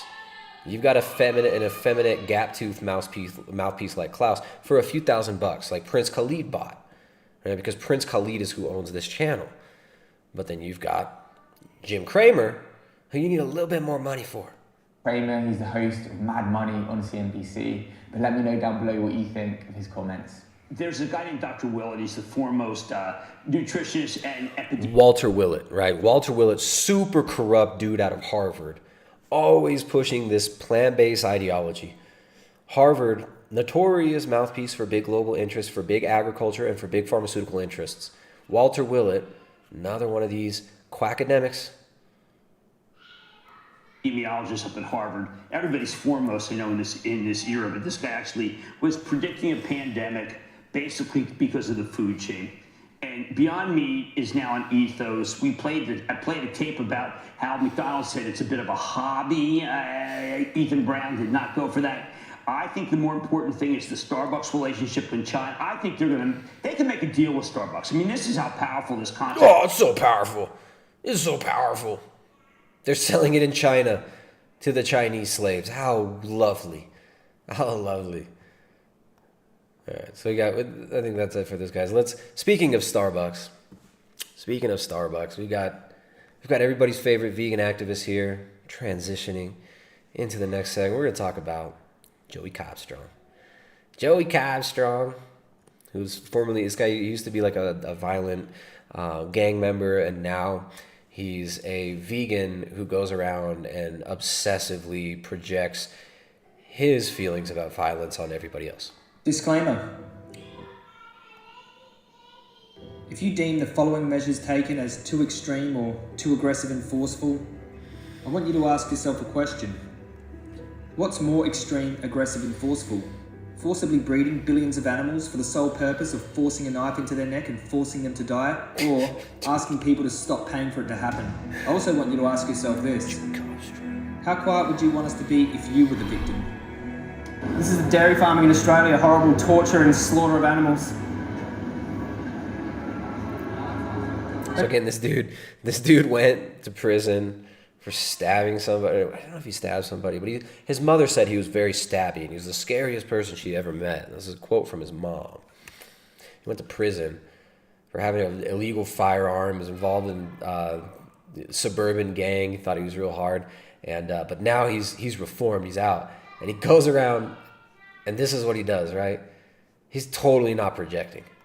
Got soy milk here, oat milk, rice milk, some other milk other than stolen baby's milk.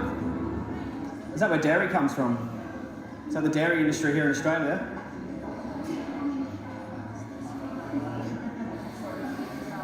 What do they do with their babies? Nobody's even looking. Only Joey's. This dude is holding up a screen.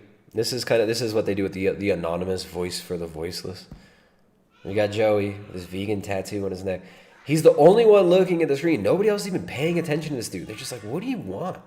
Taken from the mothers. This one guy, there you go. He turned his head. Starbucks sell dairy. Do you drink dairy milk? Do you drink dairy milk? You're a rapist, mate. Cow? Yeah. Yeah. Cows get abused and tortured and killed for that, eh? Yeah.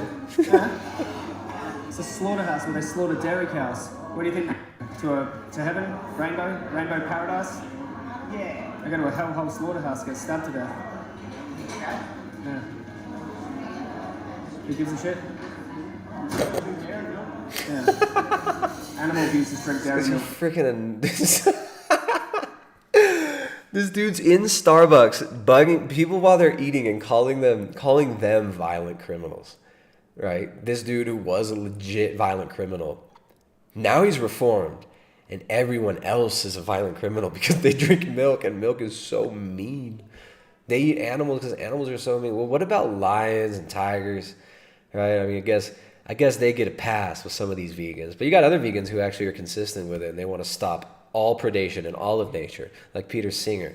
Or like, maybe it wasn't Peter Singer, it was, what was the guy's name? The guy that started H+, David Pierce.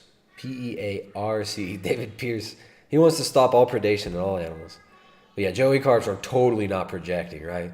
Everyone else, they're all violent criminals. He's just sane. When they know what happens to them.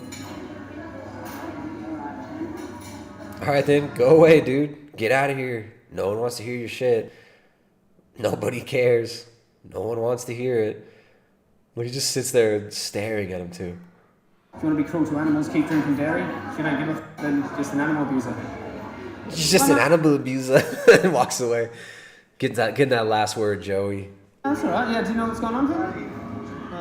These cows have been tortured and killed and having their children stolen and murdered because people want to drink dairy milk. This dude's like smiling, oh yeah, that's cool, man. Yeah, I see. Cows have to be pregnant to produce milk, you know that, yeah? So they have their kid and the kid gets taken, and they get slaughtered if they're a boy because boys don't produce milk. Boys don't produce it. They're not called boys. They're called bulls. Boys are human baby males. Our young human males are boys. These are calves. They could be bulls. They could be cows. But they want to confuse you. They want to say, oh, these are women. These women having their boys taken from them, mate. They're taking them. They're raping them. And the females will produce milk and get their kids taken and then they'll be slaughtered. Kids are goats. Kids are baby goats. Human children are children. Turned into burgers. Yeah. You got Joey, and then you have the Mormon missionaries behind him. Joey is... Isn't this funny? Like, only Joey Carbstrong could make Mormon missionaries look like somebody you want to talk to. No offense to you Mormons out there. Yeah. Choose plant-based milk, oat milk, rice milk, soya milk. Stop consuming animal products. Anything that comes... Oat milk, soy milk? That's soy milk that's grown by debt slaves in the third world, whose puppet government dictatorships force them into austerity and poverty so that you can have your cheap soy milk that's transported all around the world so you can drink it. Comes from an animal's tortured and killed and abused for. When you pay for that, you're an animal abuser, okay? The only way to not be an animal abuser is to be a vegan. Why not? Because he's not an abuser, mate. He's not an abuser. Why not? It's not a public place. Why can't he film it? He's not allowed to film it here. No, you guys can't do it in here. This is a private property. Oh, he's not allowed to film it in a private place? So if you want to do something, you have to go out of this place. Over that way. Oh, they're going to tell us to, eh? Yeah. This is like they do the anonymous voice for the voiceless style activism, which, by the way, I'm going to have a debate next week. If he doesn't back out, it seems like he might be trying to back out. But the guy from Anonymous Voice for the Voiceless, what is that dude's name again? What's the guy's name again? I forget his name. Sorry, guys. Anonymous Voice for the Voiceless. Anyways, they reached out to me to set up a debate. A debate, mate. You're going to debate him. So the Anonymous Voice for the Voiceless, the guy who started it, I forget what his name is. They keep going back and forth about who's going to do it. I told him, dude, you guys can all come. You can all show up. This guy, Asal, and then there's the other guy, his name is something else. And they keep going back and forth. So, but one of these guys is coming on next Thursday, unless they back out. Hopefully he doesn't back out. But that's going to happen on Thursday. So that'll be fun. About a week from today, a little less than a week. They're the ones who came up with this street whacktivism here. Paul Bashir. I think it is Paul Bashir. I think it's Paul Bashir. Whatever the guy's name is, he has a bunch of Gary Yourofsky videos posted on his channel now. He's like a huge Gary Yourofsky fan. So we're gonna have a conversation. We'll debate. We'll talk about vegan ethics. They said specifically, we are not about environmentalism or health. We only want to talk ethics. So I was like, okay, cool. He can come on. So we scheduled that for next Thursday, but we'll see. They keep trying to they're playing some funny games, I think, but we'll see. Maybe he'll be straightforward. He'll come on for a conversation. So that'll be fun. But they invented this thing where the people stand there normally with a mask, with Guy Fawkes masks, and no one else is allowed to talk except for the Ubermensch, like Joey Carbstrong here. He's the one who talks. The rest of them, they just stand there silent and voiceless, showing the slaughterhouse footage, playing Earthlings. We understand. They're not allowed to protest there? Let it fall last night, so you can sell part of the railway which you're going privately. Yeah, I get it. Okay. I get it. Have you seen that before? Have you seen this footage before? No. Meat, dairy and eggs industry in Australia sucks. Doesn't matter.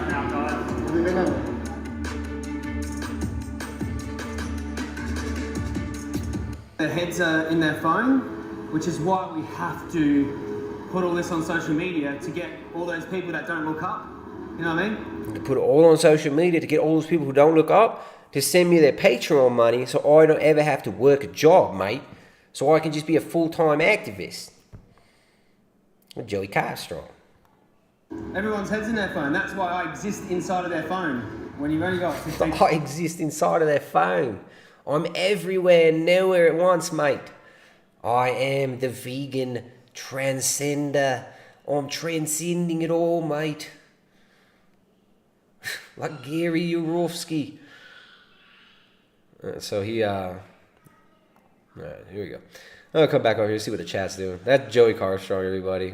We had to check in on Joey every once in a while. So I'm hoping to get Joey on for a debate. He just refuses for the last year. And the one time he did message me, he was really pissed about something, like a little edit that I made that was on Instagram. He sent me all these funny threatening messages and then blocked me. So I don't know if he's going to actually debate, step up and have a conversation. But Joey, You better come on for a conversation, man. Well, COVID-19. Stop there. We got more Joey. Being a soy boy. Here we go. Yeah, Joey Carbstrong would be a great debate. We got a couple more little sections to talk about. But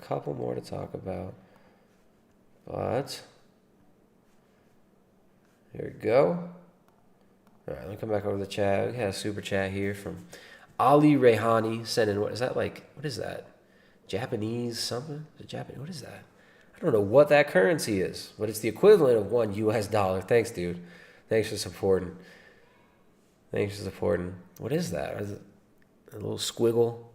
It's a cool symbol. It's like a 3 with a little tail on it. 3 with a little tail on it with All right, Tammy Day, thanks a lot for hanging out. Says, thanks, Tristan, for my afternoon entertainment and education. I always appreciate your opinion. Thanks a lot, Tammy. Appreciate you guys watching. We've got a couple more little segments we can do here. What do you guys say? We've had good internet so far, except for in the beginning. We had a little cutout. We had to restart that intro.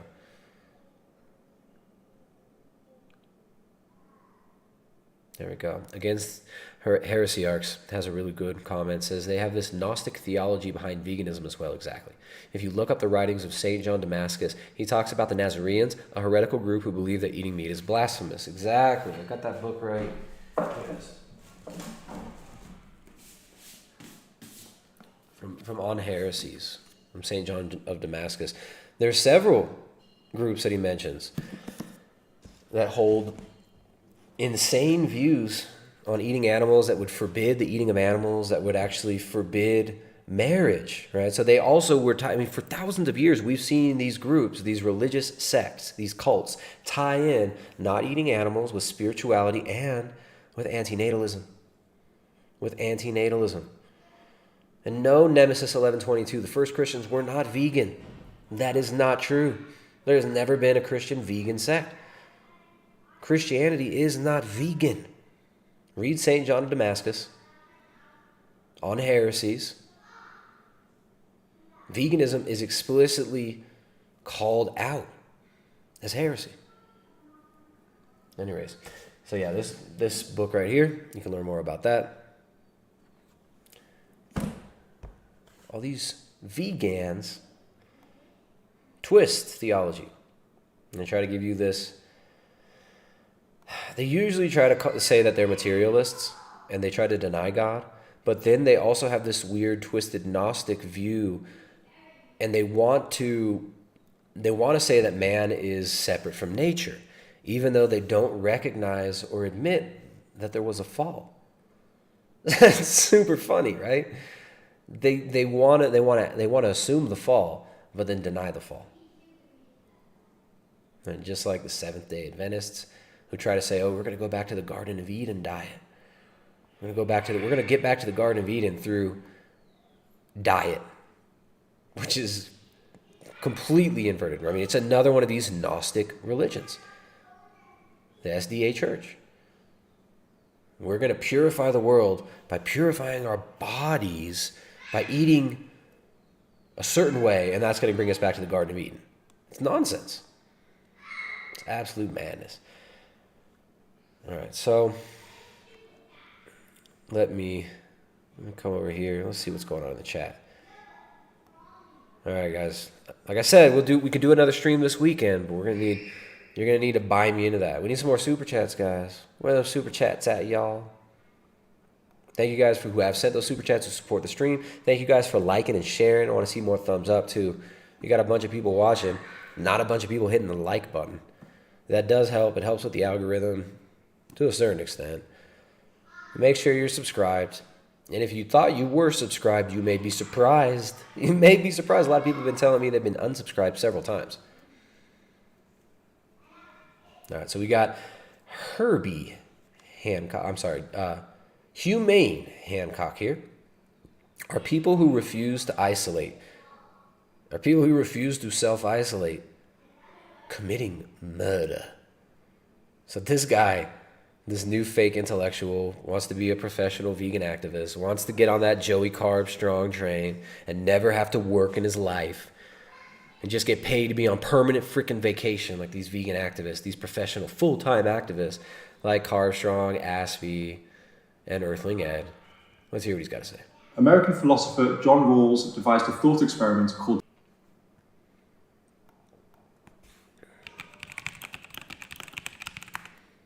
All right, we're back. We're back, guys. Sorry about that. We had a quick lag. Sometimes it does that. All right, let's get some action in the chat. I want to see if we're still back. Are we still here? Tell me if we're still here, guys.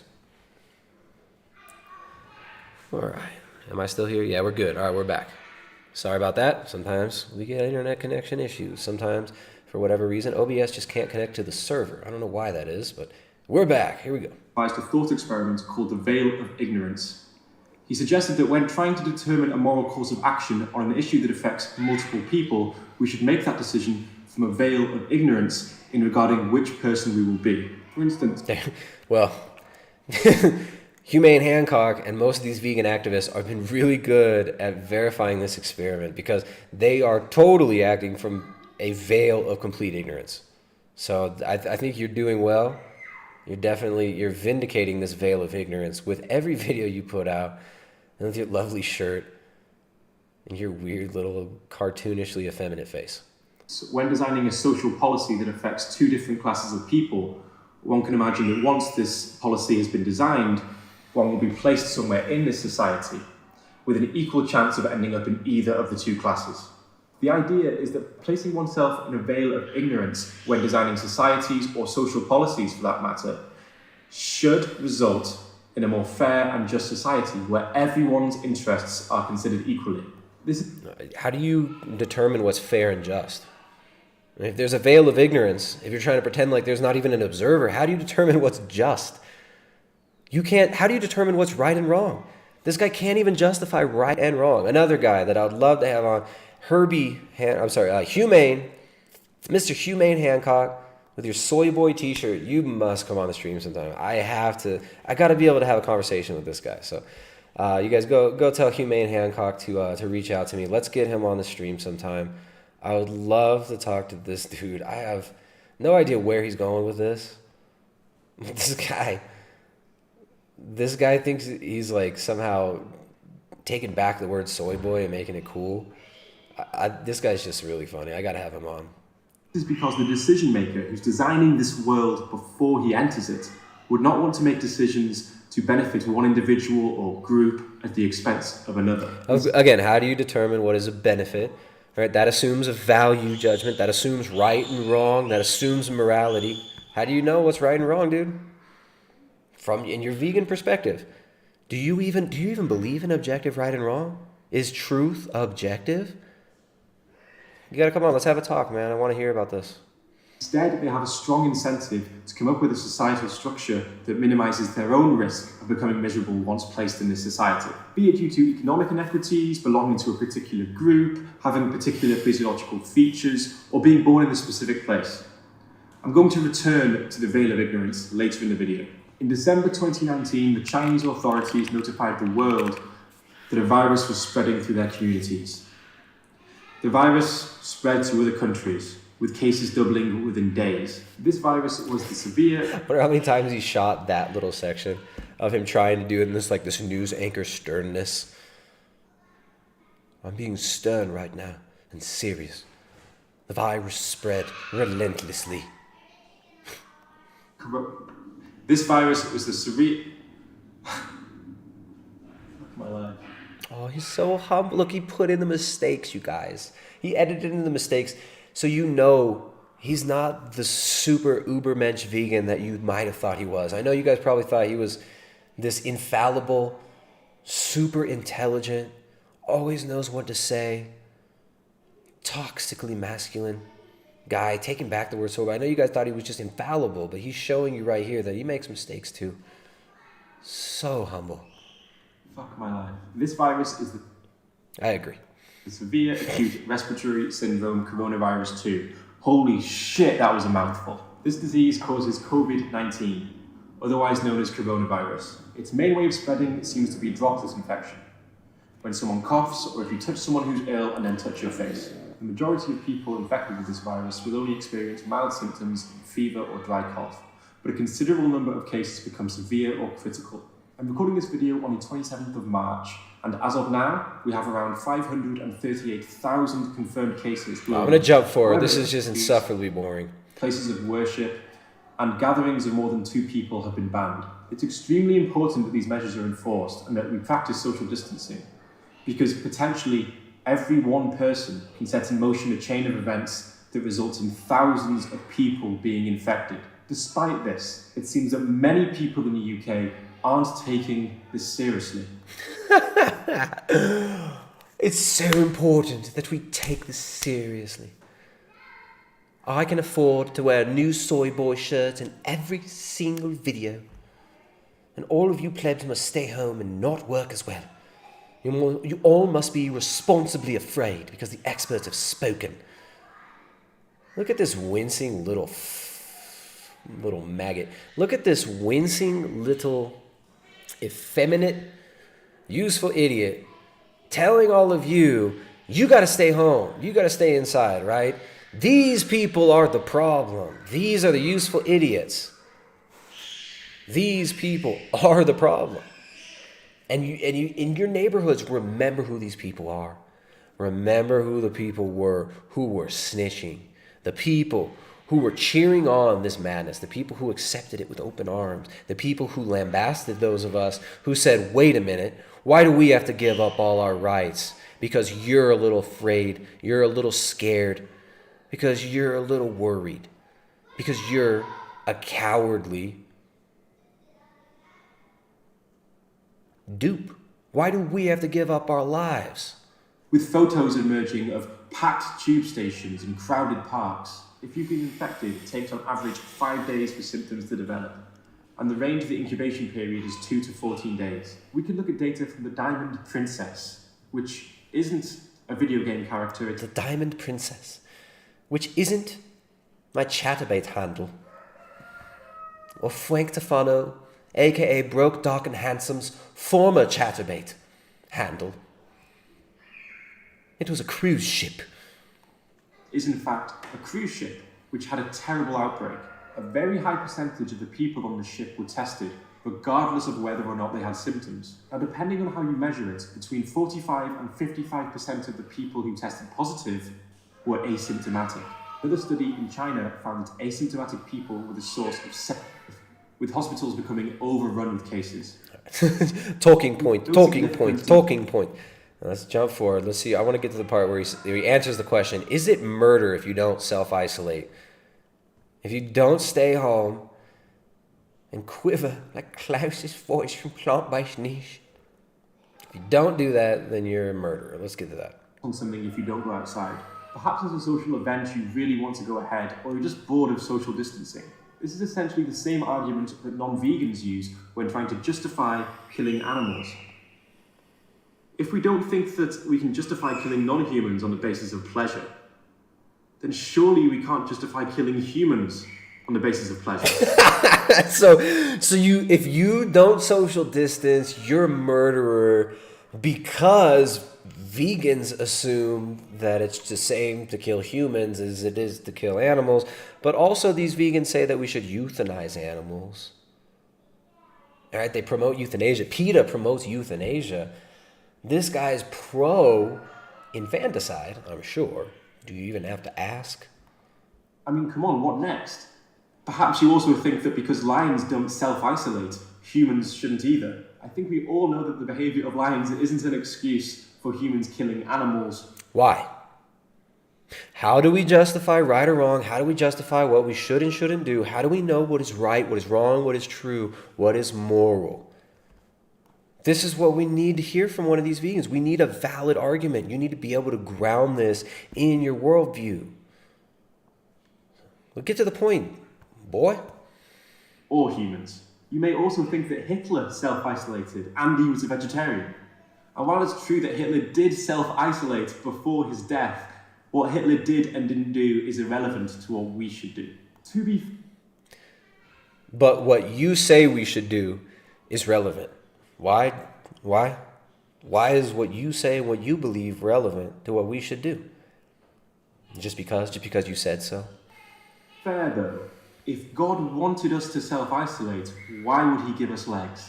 Another argument people may use is that the quicker we all get infected, the quicker we reach herd immunity. This of course is true if a virus can only infect you once, which we are not certain of when it comes to coronavirus. But we have no evidence to the contrary. Listen to this guy. These are the type of people who want to run your life. These are the type of people who want to put themselves in positions of power and exert that power on you with effeminate little voices. And you're just talking like Klaus from plant-based. Oh, you got Bill Gates. You're just going to flatten the curve on everybody. Flatten the curve on the human population. Flatten the curves on all the women in Africa. We can just flatten those curves. Just get those numbers really low. Contact tracing. Prison society. These are the people with their hands clasped and their unassuming postures. These are the people who want to exert their wills on you and tell you exactly how you should live, what you should do with your life. These are the people who want to tell you from their worldview where they can't even justify right or wrong. They don't even believe right or wrong are objective. They're going to tell you that because I feel this is bad, everybody should believe it's bad. These are the so-called experts. These are the type of people who want to be called experts. People like Humane Hancock.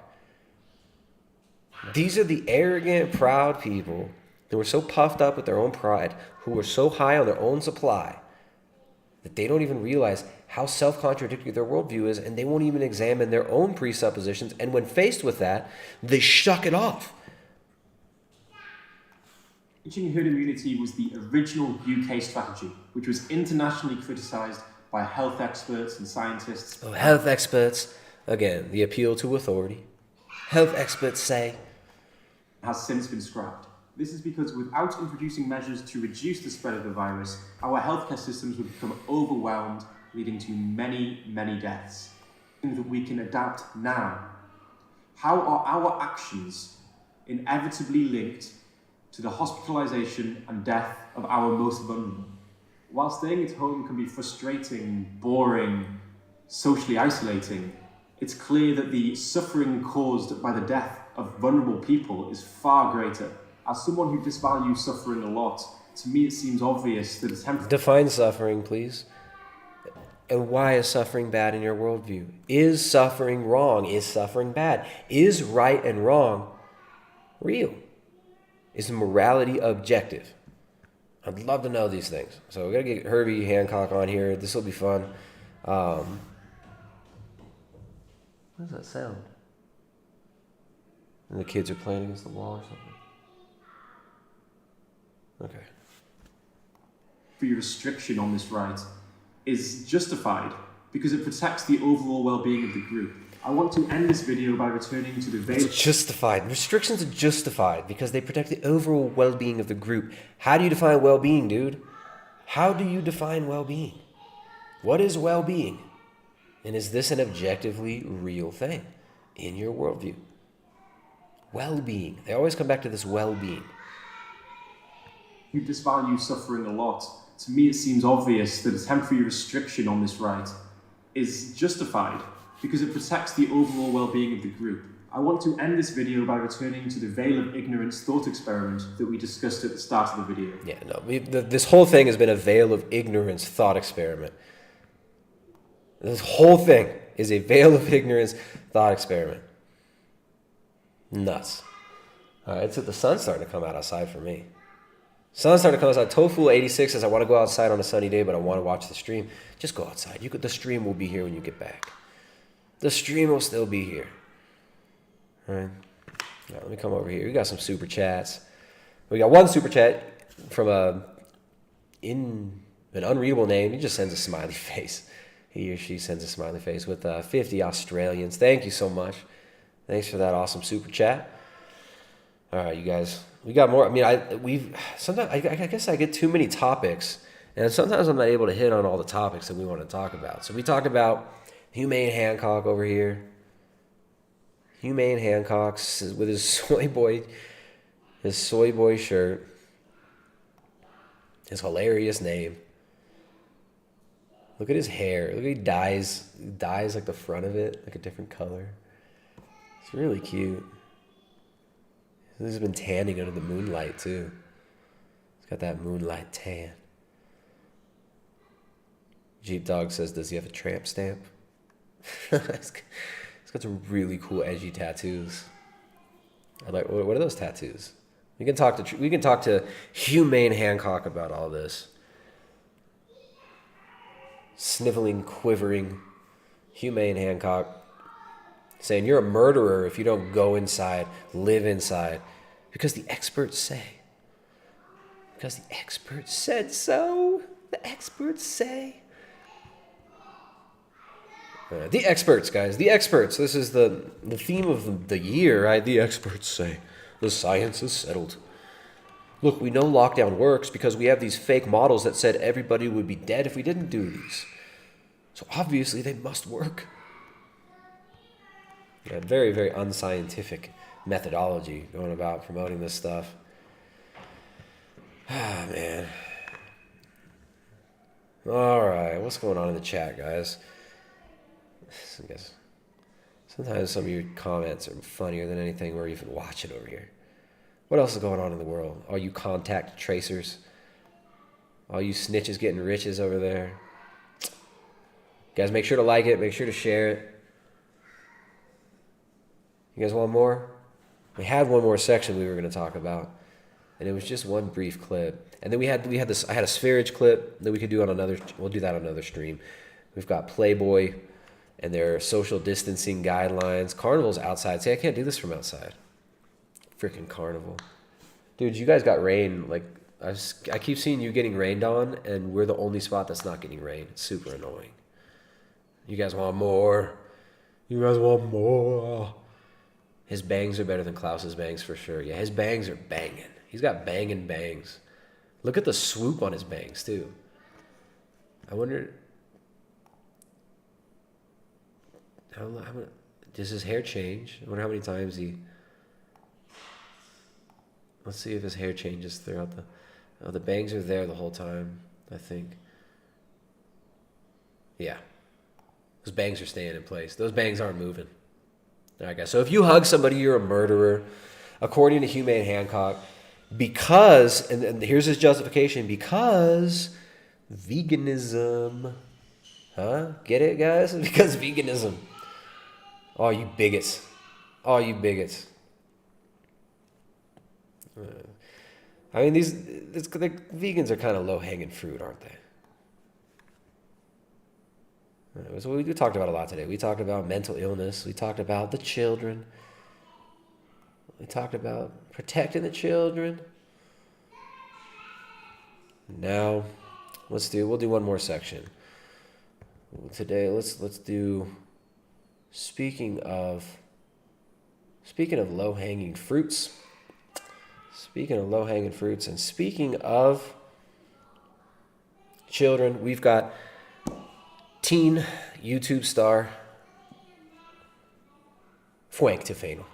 Fwank Tufano, everybody. Fwanky the spanky, stinky fingers Tufano. We got, no, that's not him. There we go.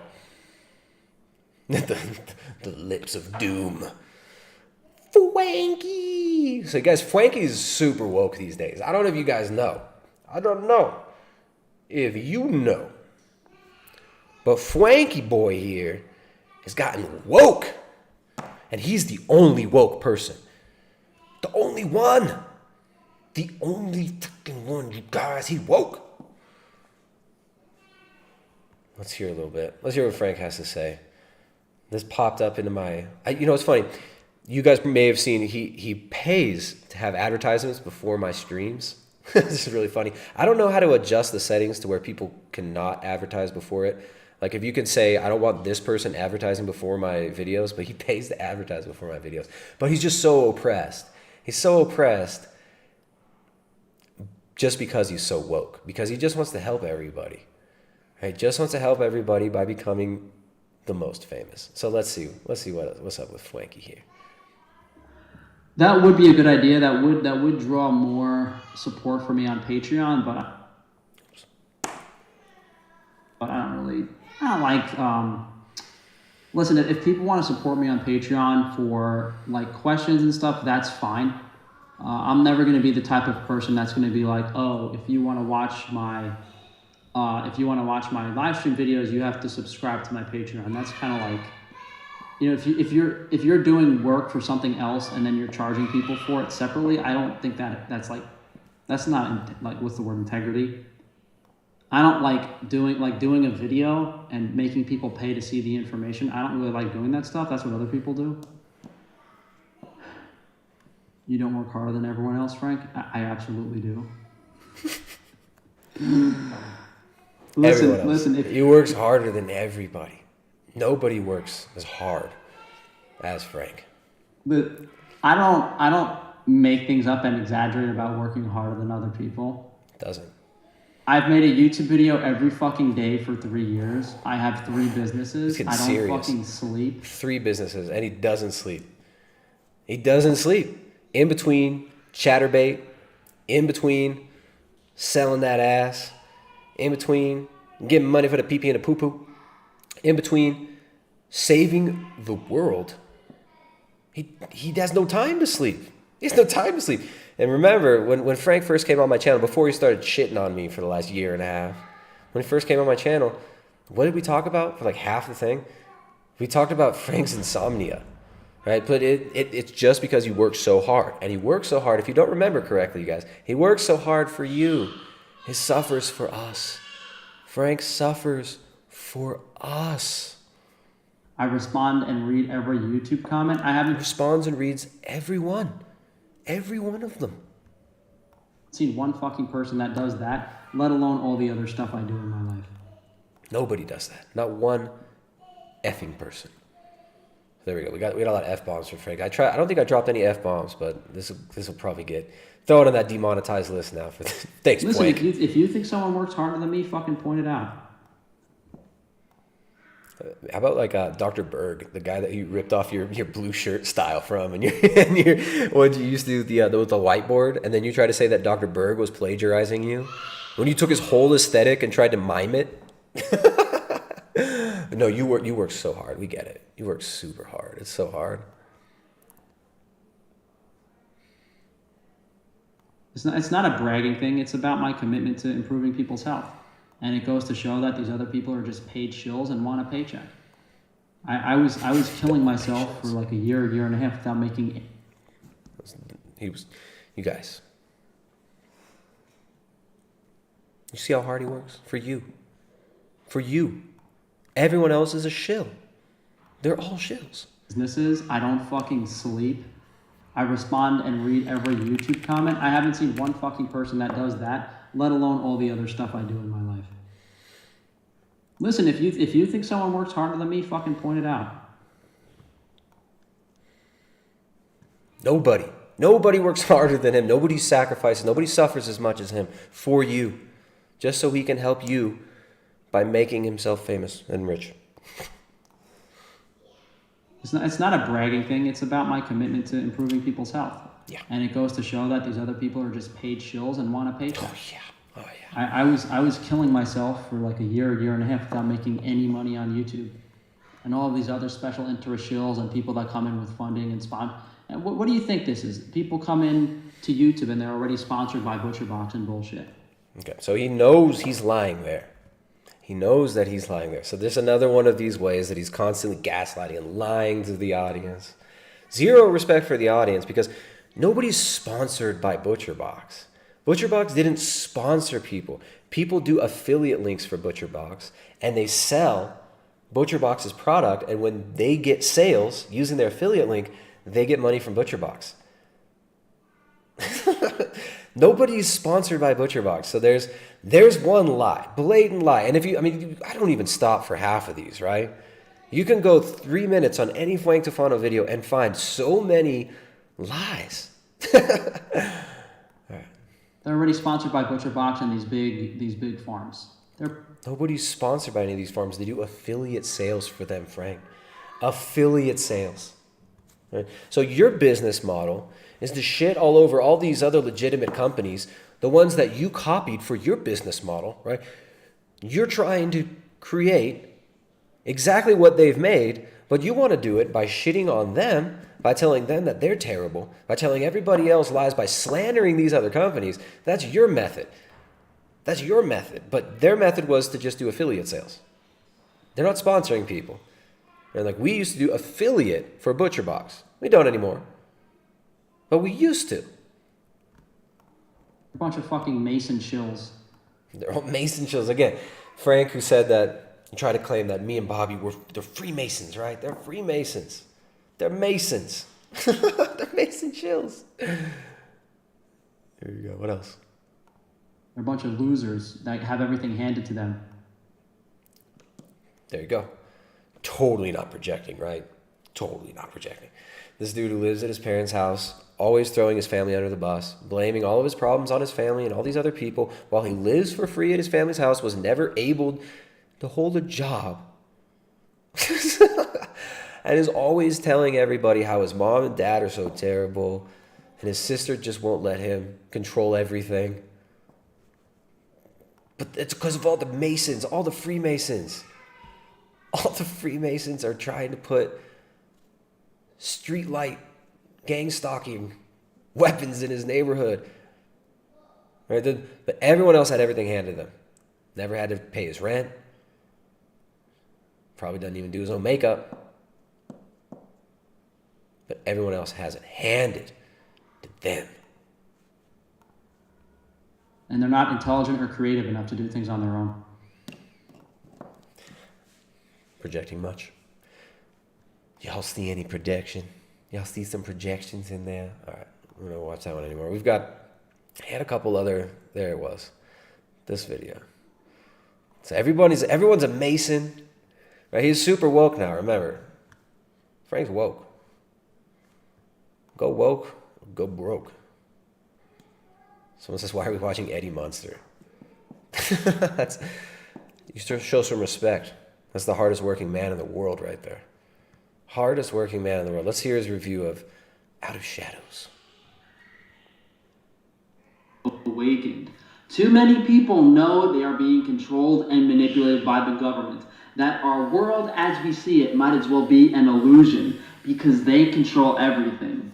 The government's response to this is various disinformation campaigns, essentially damage control, which will include some truth. You might also consider this propaganda. But I wonder who scripts these videos now, right? Because he crowdsources the scripting of these, and it seems like his audience has been kind of leading him along into this.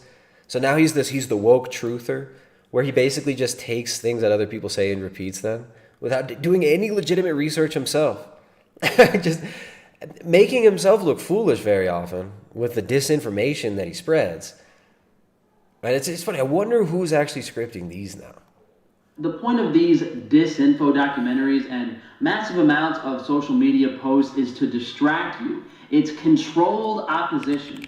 Get people to think you're anti-establishment. If the government is doing the actual protests themselves, they can control what happens. There's too much of this disinfo, psyop, BS going around with what's happening in the world right now. Disinformation is false or misleading information spread deliberately to deceive people, kind of like propaganda, as we said. Psychological operations are operations to convey select information and indicators to audiences to influence their emotions, motives, and objective reasoning. Ultimately, the behavior of this group of awakened people. The point is, they're placing information to manipulate and control you in whatever way they see desirable. They just want to manipulate and control you. So we got to get to the main crux of this, because there's a few parts of this video that are just hilariously fwanky.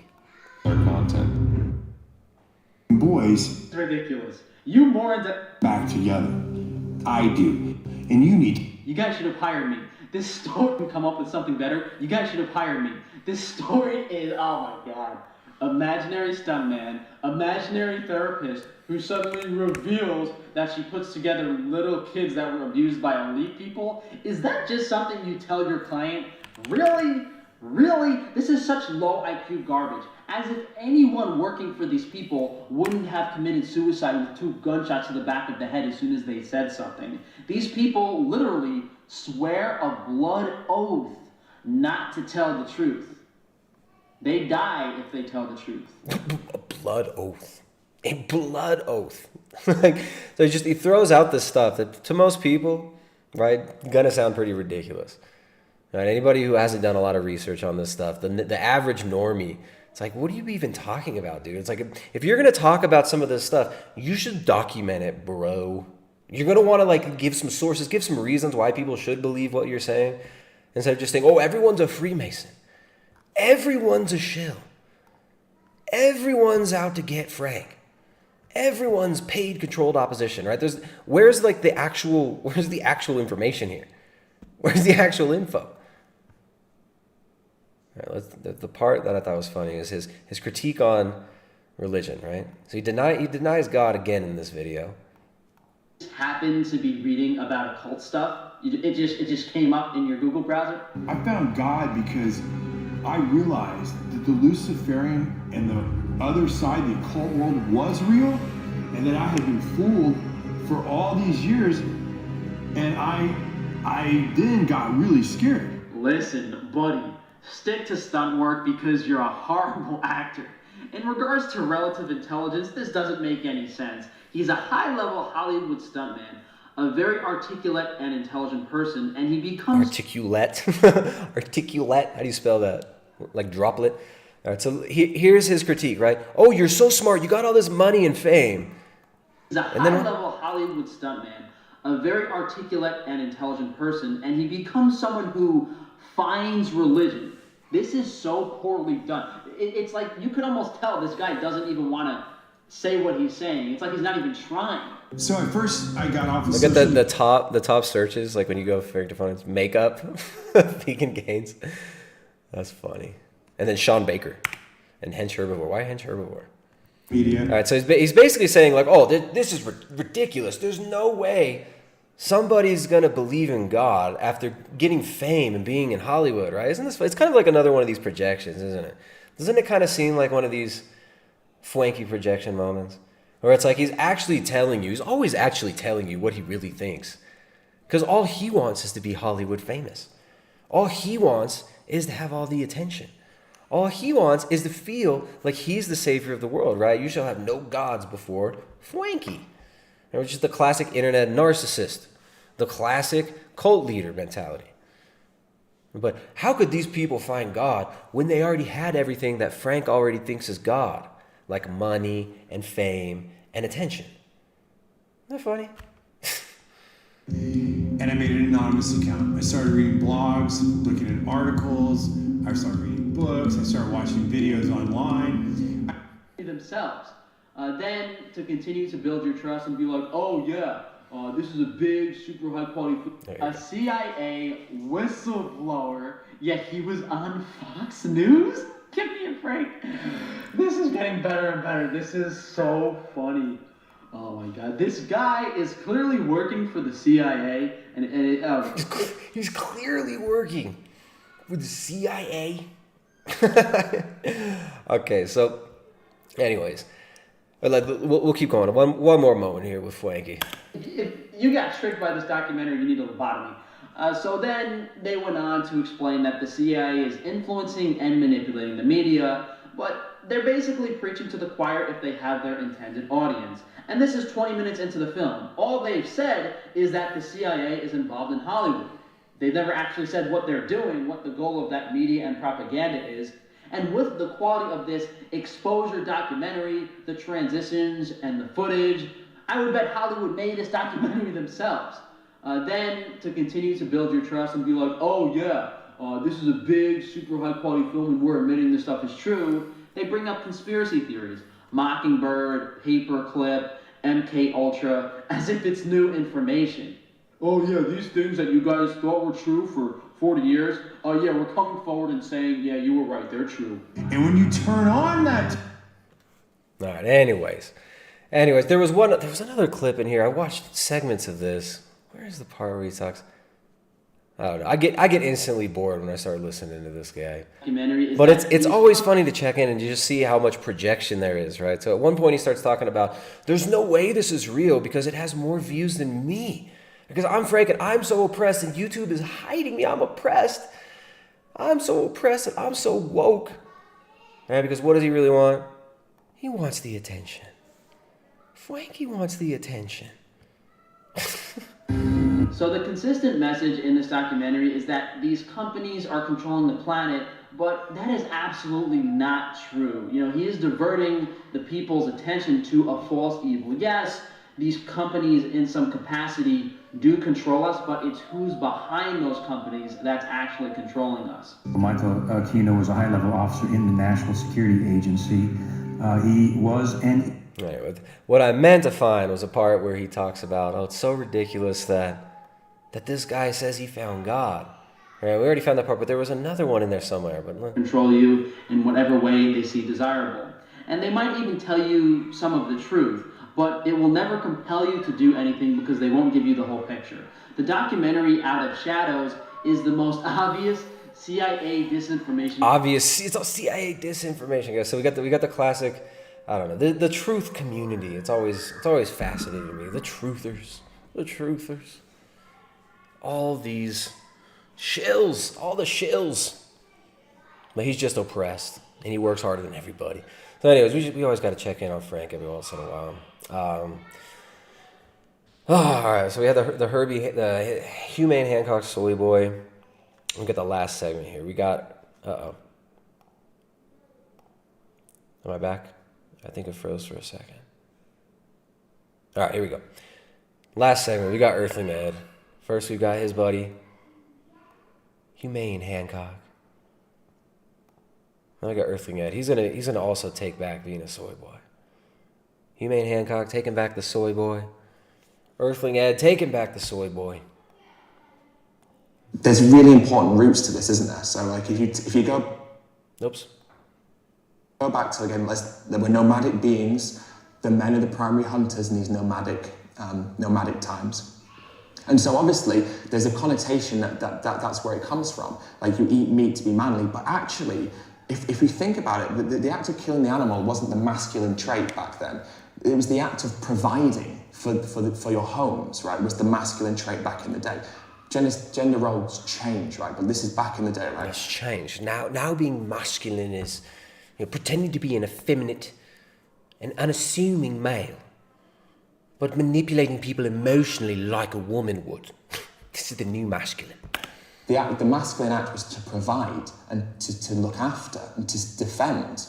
But we've conflated that with the masculine thing being aggressive, but also killing animals. And so you translate that feeling to a 2019 context, and you have people thinking, actually, to be manly means to eat meat, but actually to be manly doesn't mean to eat meat. It means to look after, right? And that would be the direct correlation. But we've conflated that so much. Now, obviously, it's not just about like primal intuition that drives this culture, and like advertising plays a massive part. And advertising, it's all capitalism, the patriarchy. They've told you that it's masculine to be masculine, when really it's masculine to be emasculated, to be effeminate. another one of these cult leaders with a god complex. Right, except this guy's got about 40 IQ points on the last one we talked about, Fwank Tufano. Right, instead of selling that ass like Frankie does, Earthling Ed just sells his words. He uses his mouth. I mean, Frankie, I guess, would use his mouth as well, but he uses his words instead of his other orifices to make that money and to convince people, to convince everybody that he's their savior. He's going to save all the animals. How is he going to save the animals? By becoming as internet famous as possible and by building up his Patreon account as big as possible so that he doesn't ever have to work. Right? I mean, he doesn't offer anything to his audience as far as like work. This dude's never worked a job. He's never worked a job in his life. He's talking about, it was masculine to provide. He doesn't even provide for himself. All he does is leech off of his followers. He doesn't provide any services to these people. He's not teaching these people some valuable skill, teaching them how to, at least like, John Venus and some of these people, they're like teaching people how to lose weight on vegan diets or whatever. They'll do coaching for people. He's not doing any services for anybody. What are you providing for, dude? You're providing yourself with a pat on the back. You're providing yourself with the resources that other people work for so that you can make them feel good morally after you've gaslit them into feeling guilty about being human and providing for themselves and eating food. Eating real food that humans should eat. All right, so this is the new, this is activism rebranded, right? Activism in the flu world order is collecting Patreon money so that you never have to work a job in your life. Like Joey Carbstrong and Earthling Ed. These people don't want to do real work. He talks about providing. What has he provided? Nothing. In America and Australia particularly, I don't know about here, in the UK it's not as bad, but in America and Australia it is heavily perpetuated in advertising that men eat meat, and also by eating meat you get women, right? Because these takeaway adverts like... Where is this advertising that tells you men eat meat and if you eat meat you get women? Where is this advertising?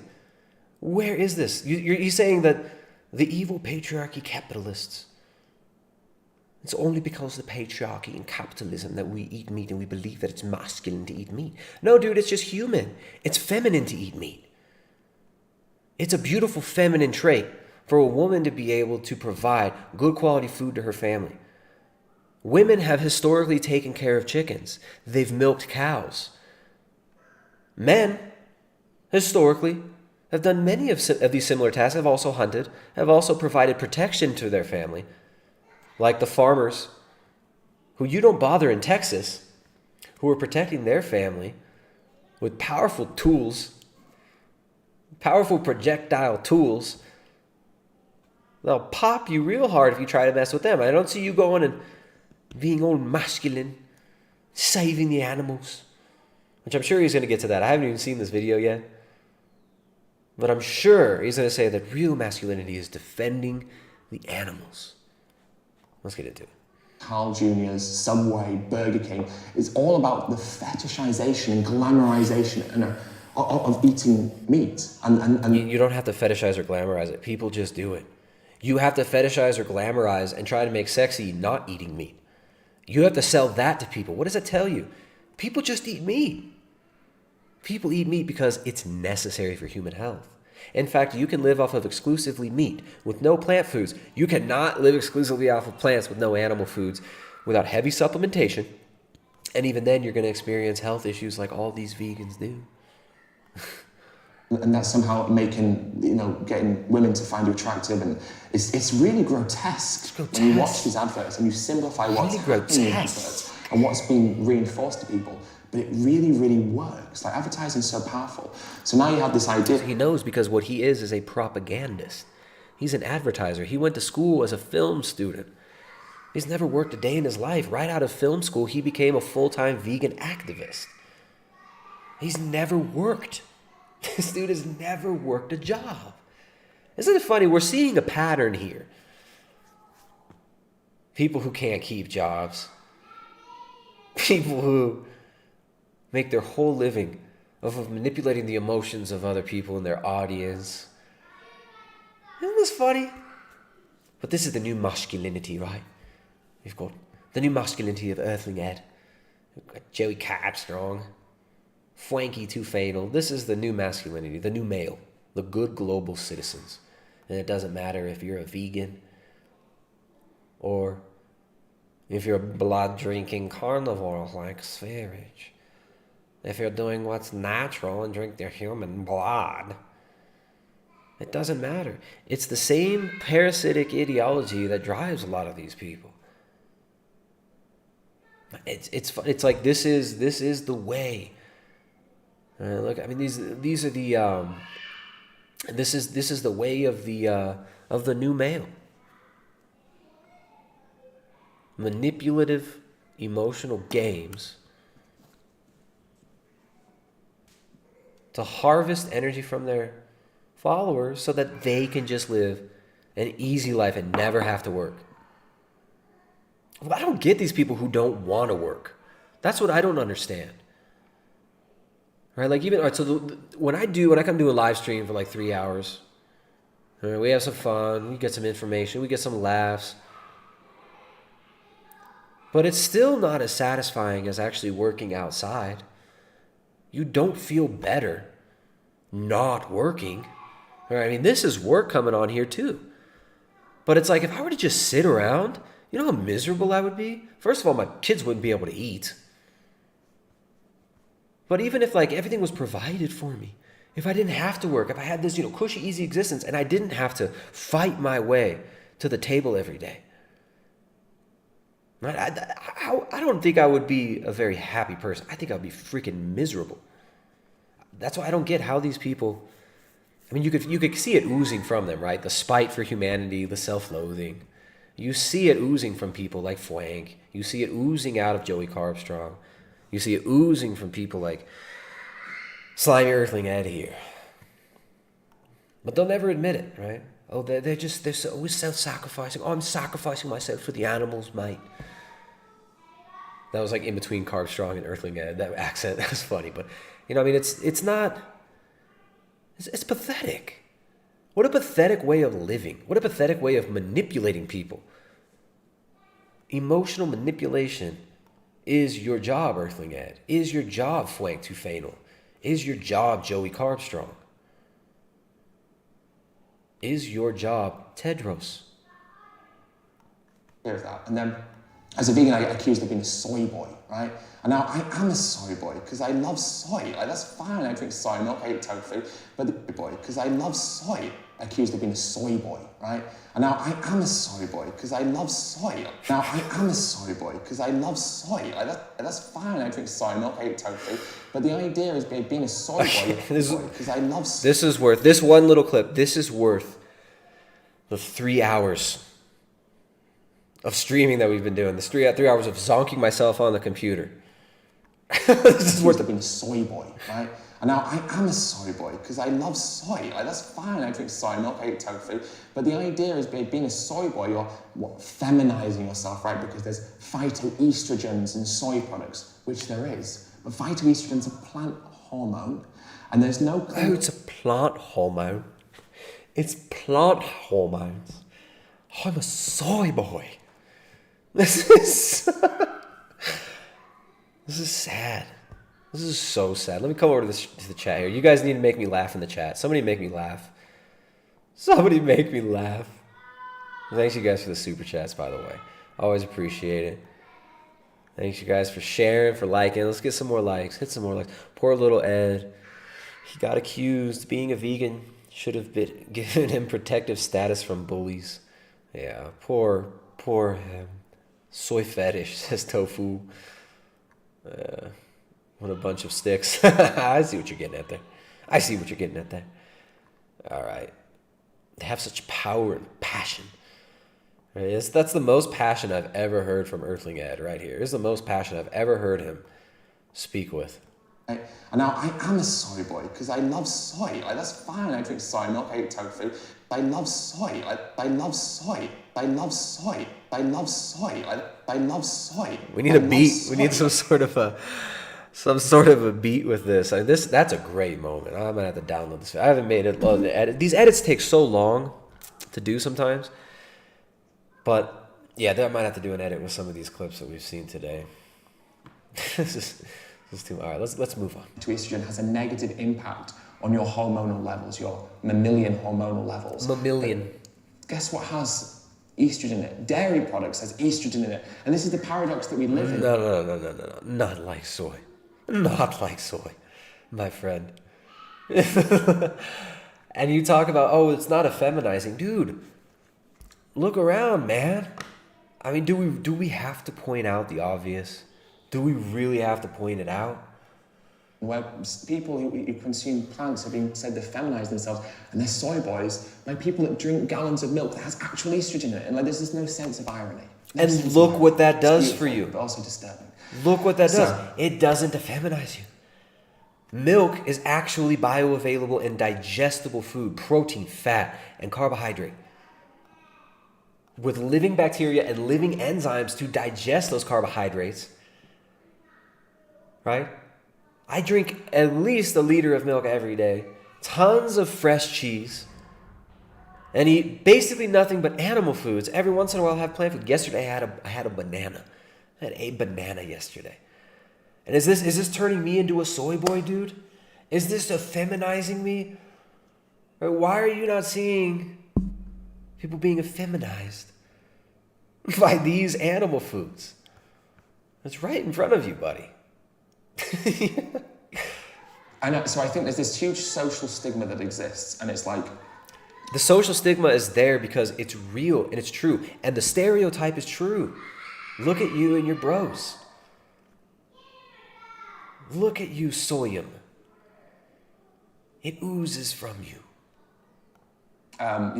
This idea that we have to reinforce these tropes of what it means to be a man. And so almost eating meat is a stamp of that dominance and authority, and is a reminder of kind of like more archaic and transgressive masculine traits. Transgressive masculine traits, because the real masculine traits, like we told you earlier, the real masculine traits of the new male are to gaslight your audience into feeling emotionally attached to you and to project their insecurities onto you and to make them feel guilty for the things that make them healthy.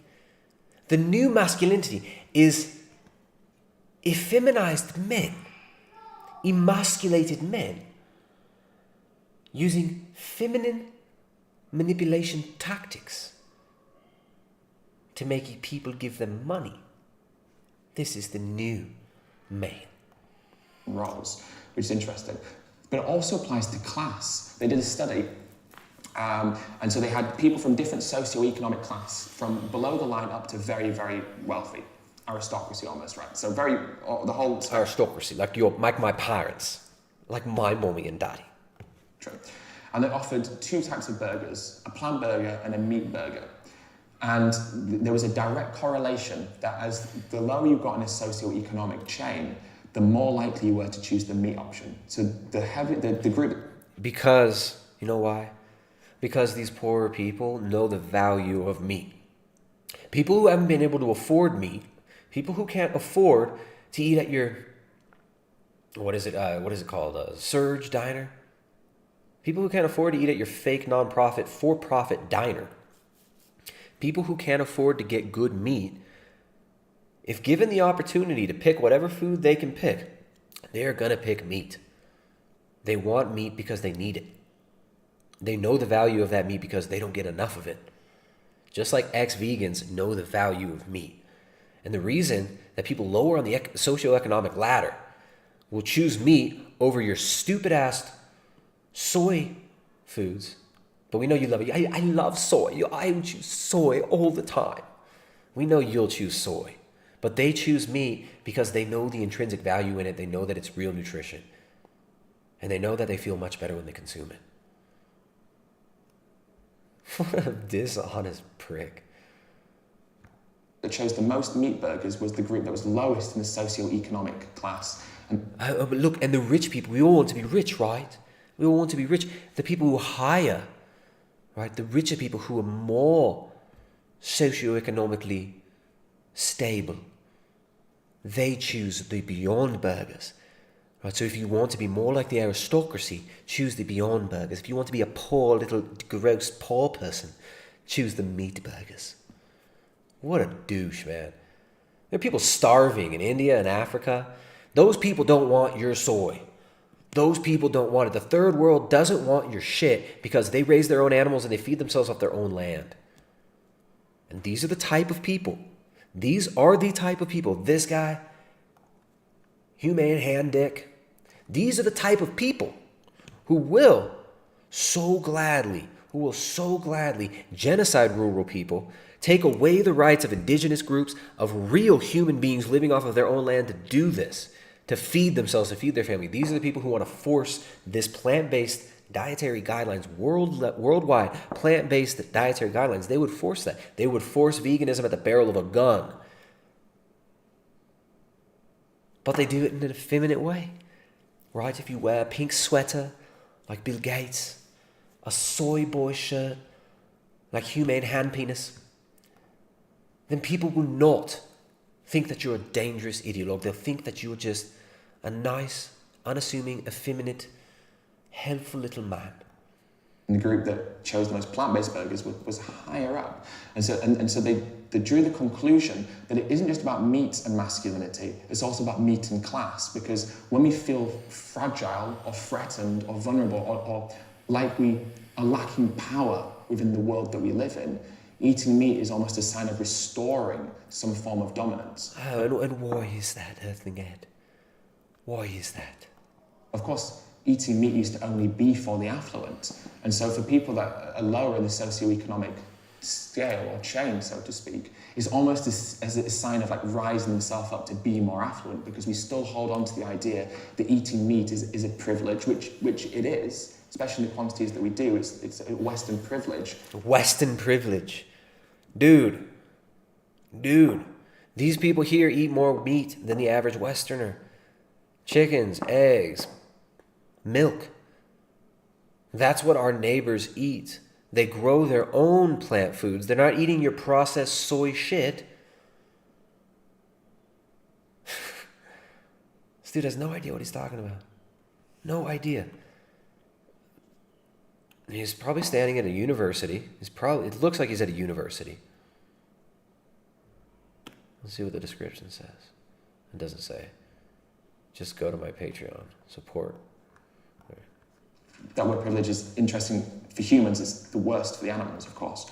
But it's also a sign of like prosperity and affluence. And so I think all of these things are combined to create this very challenging psychological structure within people that feel fragile and vulnerable, to think they have to do this to reestablish some form of dominance. And the Earthling Ed from Patreon has 1,500 patrons. He makes $7,600 per month. $7,600 per month. This dude gets 6 figures per year off of Patreon money. And that isn't even his nonprofit, his fake nonprofit that's not even a registered nonprofit, and his diner, Unity Diner. This Earthling Ed guy is becoming a millionaire off of the idiots. And we've looked at his Patreon before. Patreon must be glitching out by showing this. It used to not show this. There are people, most people in the world, make less than this per year. Per year. Let me put it this way. Most of the dudes in my neighborhood who are really, truly masculine dudes, who are actually men, these guys work their asses off physically and they love it. They enjoy the work they do. They work super hard. These guys are making each around, the normal wage in Ecuador is less than $500 a month. The normal wage in Ecuador is about $400 per month. Per month. With that $7,000 right there, Earthling Ed could employ and feed the families of like 12 to 13 dudes here. Feed 12 to 13 families here. But what is he doing? He's living in his posh London apartment and trying to build up more. He needs more. He needs more, right? He needs more just for the animals, guys. It's for the animals. $7,000 a month. That's what he makes. To not work. Never worked a day in his life. All right. That's... All right. The ironic thing about the meat and masculinity thing is it's the most fragile men that believe this. It's the men with the most fragile masculinity that believe this. This is obviously again this like effeminate gaslight. Oh, if you think that masculinity means that you have to eat meat or not put the pee-pee in the poo-poo all the time, or not spend all your days masturbating on Pornhub, or you think you have to have children or family, all these terrible outdated institutions. But it's outdated. These are fragile men. Those men are weak. You're just saying that. You're just declaring it. Oh, men who eat meat are really pussies, is what he's saying. Okay, Earthling Ed. Men who eat meat are pussies, but you're a real man, right? Your $7,000 a month that you don't use to feed any other families. Okay. Anecdotal thing, which isn't really particularly credible. But I find it's those who are most fragile about how they're perceived by others, by how they're perceived by women, by how they're perceived by other men. They think they have to stamp this form of dominance, and eating meat's doing that. And this is one of these things, this is one of these like narratives that these like asexual incels use. Oh, these dudes who try to act all manly and stuff, all these guys with their girlfriends and stuff. I mean, guys like Fwank Tufano, right? Closet heterosexual Fwank Tufano. You know, you hear the same incel language from them. All those Chads banging Stacy's and stuff, man.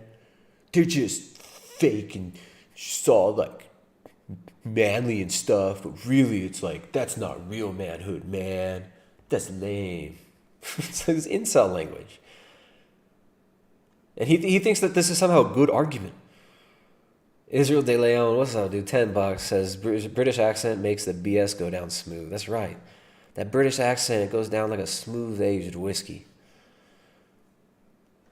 I love soy. Which is absurd, isn't it? But that's the paradox right there, isn't it? If you're comfortable in your masculinity, then why do you need to impose dominance on someone else? Or feel that you need to? I don't know. There is probably a lot more to it that is way above my intelligence sector, right? But that's what I think. But it's funny how he's projecting, right? Always with the projections. Oh, you need to exert your masculinity on someone else. Here you are trying to define masculinity for everybody. Trying to rebrand femininity. Rebrand being a manipulative soy boy. Rebrand being a spoiled little rotten British brat. Making $7,000 a month in donations to live a vacation lifestyle permanently, to never work a job. Which is like, I just feel bad for you, dude. How I would feel like the biggest scumbag, piece of filth, if I was getting $7,000 a month to do nothing. I would feel like the biggest loser. I would feel so guilty and ashamed. But these people don't. They bottle that shame up. They bottle that shame up. They shove it down into the bowels of their heart. And then they spew it all over the world and project it all over everything. And so how do we get around that is the big question. Documentaries like Game Changers is really important. Game Changers, where they show men who have this like classic masculinity and they're eating plants. Come on, dude. You just refuted everything you just said. You just took the opposite position. And we need propaganda. That's basically like a Carl's Jr. commercial, but with plants. We need plant-based Carl's Jr. commercials made by James Cameron. It's all about male athletes, not male athletes, strength athletes, right? So we're talking about Arnold Schwarzenegger's in it. He's not Schwarzenegger. He's not a strength athlete, by the way, and he's not vegan. Fully vegan, but he's mostly plant-based now. Oh yeah, sure. Apparently, oh yeah, okay, whatever. And he's a big advocate for eating plant-based now. So we're talking about like reversing stereotypes. Reversing kind of like notions. No, you're not. You're talking about using the same stereotypes that you just said are fake and outdated and then rebranding them and saying that plants make you like that. What it means to be manly. But then the problem with that, and I had this conversation with someone the other day, the problem with that is we're still reinforcing the idea that muscles equals manliness. This is a different subject. Muscles clearly don't equal manliness. Look at Earthling Ed. Look at him. Not a muscle inside.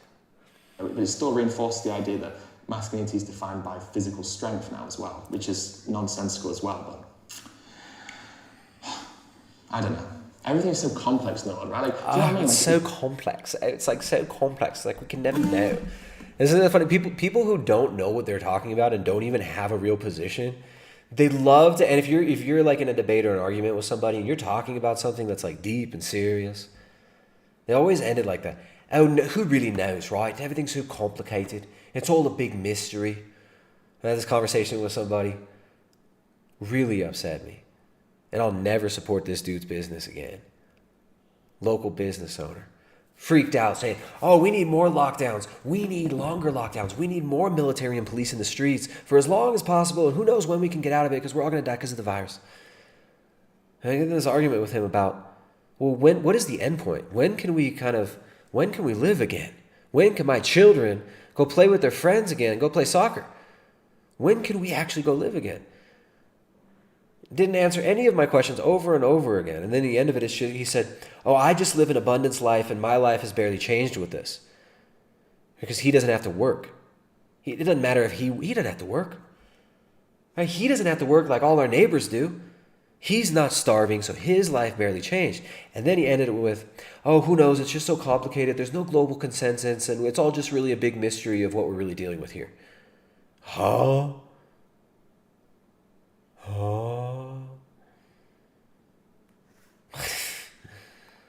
So simple, but also so complex. Isn't everything like that? Like, it's simple when you think about it, but then when you look behind like the surface level, it's like, oh Christ. And you realize all these men are like dealing with social stigma, social pressure, fragile feelings of identity, and then you've got people that are just, what are we to do? I don't know.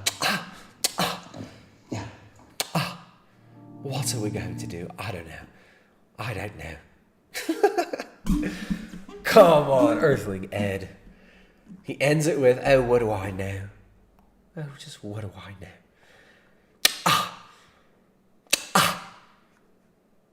And you get here's the best clip though. This is the only important one. Right. And now I am a soy boy because I love soy. Like, that's fine. I drink soy milk, I eat tofu. But the idea is being a soy boy, you're feminizing yourself, right? Because there's phytoestrogens in soy products, which there is. But phytoestrogens are plant hormone. Right? Oh, come over here to the chat. What's up, guys? Thanks for the super chats, guys. Got anything else you want to talk about? This has been 3 hours now. I think it's time to start wrapping it up, guys. We just did our weekly coaching call in our inner circle in our members forum about 3 hours ago. So it was I've done a lot of blabbering today. So we had a nice coaching call today. If you guys want to get in on the inner circle on our members site, if you want coaching, that's the most affordable way to go about it. All right? I answer people's questions on Instagram all the time. There you go. Carnival knows what's up. You know exactly what I'm talking about. I'm pissed, man. I'm sick of this, dude. I try to stay out of it with these arguments too, but it's like, yeah. If you guys got anything else you want to talk about, feel free to send those super chats. I might stick around a little bit. I could be bribed into staying around. But I want to thank you guys for supporting the stream, for supporting the work we do. If you yourself want support, if you yourself want coaching, yes, of course, we still do private coaching consultations, but we also do our weekly coaching calls in our members forum. And that's always fun. We've got a lot of ex-vegans in there too. Sometimes we'll sponsor some of the ex-vegans. I like to answer questions on Instagram. I usually get in there once a day, and I'll throw up the questions thing, and people can type their questions in there, and I'll try to answer questions. But if you want to get deeper on your situation, you want help dialing in your diet and your lifestyle, you can hit us up for coaching via our private members forum. We do weekly coaching calls there. What else? I got a debate next week with, let's find his name. I think it's Paul Bashir. There we go, yeah. Paul Bashir Music. I didn't know he was an MC.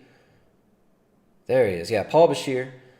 He's supposed to come on, and first they were saying Asal would do it, and then they were saying Paul. I don't know who Asal is. He doesn't even have a thing. So hopefully it's this Paul guy. Anyways, they got in contact with me and said they want to do a debate. So he's a huge Gary Yourofsky fan. I guess he's like the guy behind Anonymous Voice for the Voiceless. So we got that. We're going to be doing that next Thursday. And I think on Tuesday, is it Tuesday night? I think on Tuesday night, it's going to be an evening stream. I'm going to do a stream. This will be Thursday night, this one, with Paul Bashir. I got to make the event. And then with this other guy called Skinny Vegan Fitness. He's going to come on a debate on the second hour on Tuesday night. So on Tuesday night, we'll do an informative first half, and we'll have some fun in the first half, and then we'll have a conversation with Skinny Vegan Fitness. He's much less insufferable than Herbie Handweiner and Earthling Ed, Fwank Tufano, some of these other activists, whistleblowers. Whistleblower Fwank. So yeah, that's going to be fun. 2 debates next week. They'll be friendly. It's not going to be, a crazy shit show, but it'll be fun. It'll be fun. We're not going to let them off the hook. And hopefully we'll get Herbie Handweiner on soon. So if Herbie Humane Hampine wants to come on, we'll do him maybe 2 weeks from now. Still waiting on Earthling Ed. No response ever from Earthling Ed or Joey Carbstrong. Those dudes don't seem like they want to come on and have a conversation. But and then also Shad Sullivan. Shad Sullivan is going to be coming on as well. I got to give him a call, and we're going to set something up. I'm working on that. Shad Sullivan, he's the guy who made that video that was going viral about the farmers and the culling and the bottlenecked meat industry, packing industry. He is also a member of RCAF USA. I talked to Bill Bullard the other day. That was a great show. The Where's the Beef? You guys check out that one. But yeah, it's been 3 hours jibber jabbering. Thanks guys for the support. Become a member at primaledgehealth.com if you want our support. And yeah, I want to see you guys next time, and I will leave you with. Let's leave you with. We got to end on a good note, right? You got to end on a good note. Right? And now I am a soy boy because I love soy. Like, that's fine. I drink soy milk, I eat tofu, right? And now I am a soy boy because I love soy. Like, that's fine. I drink soy milk.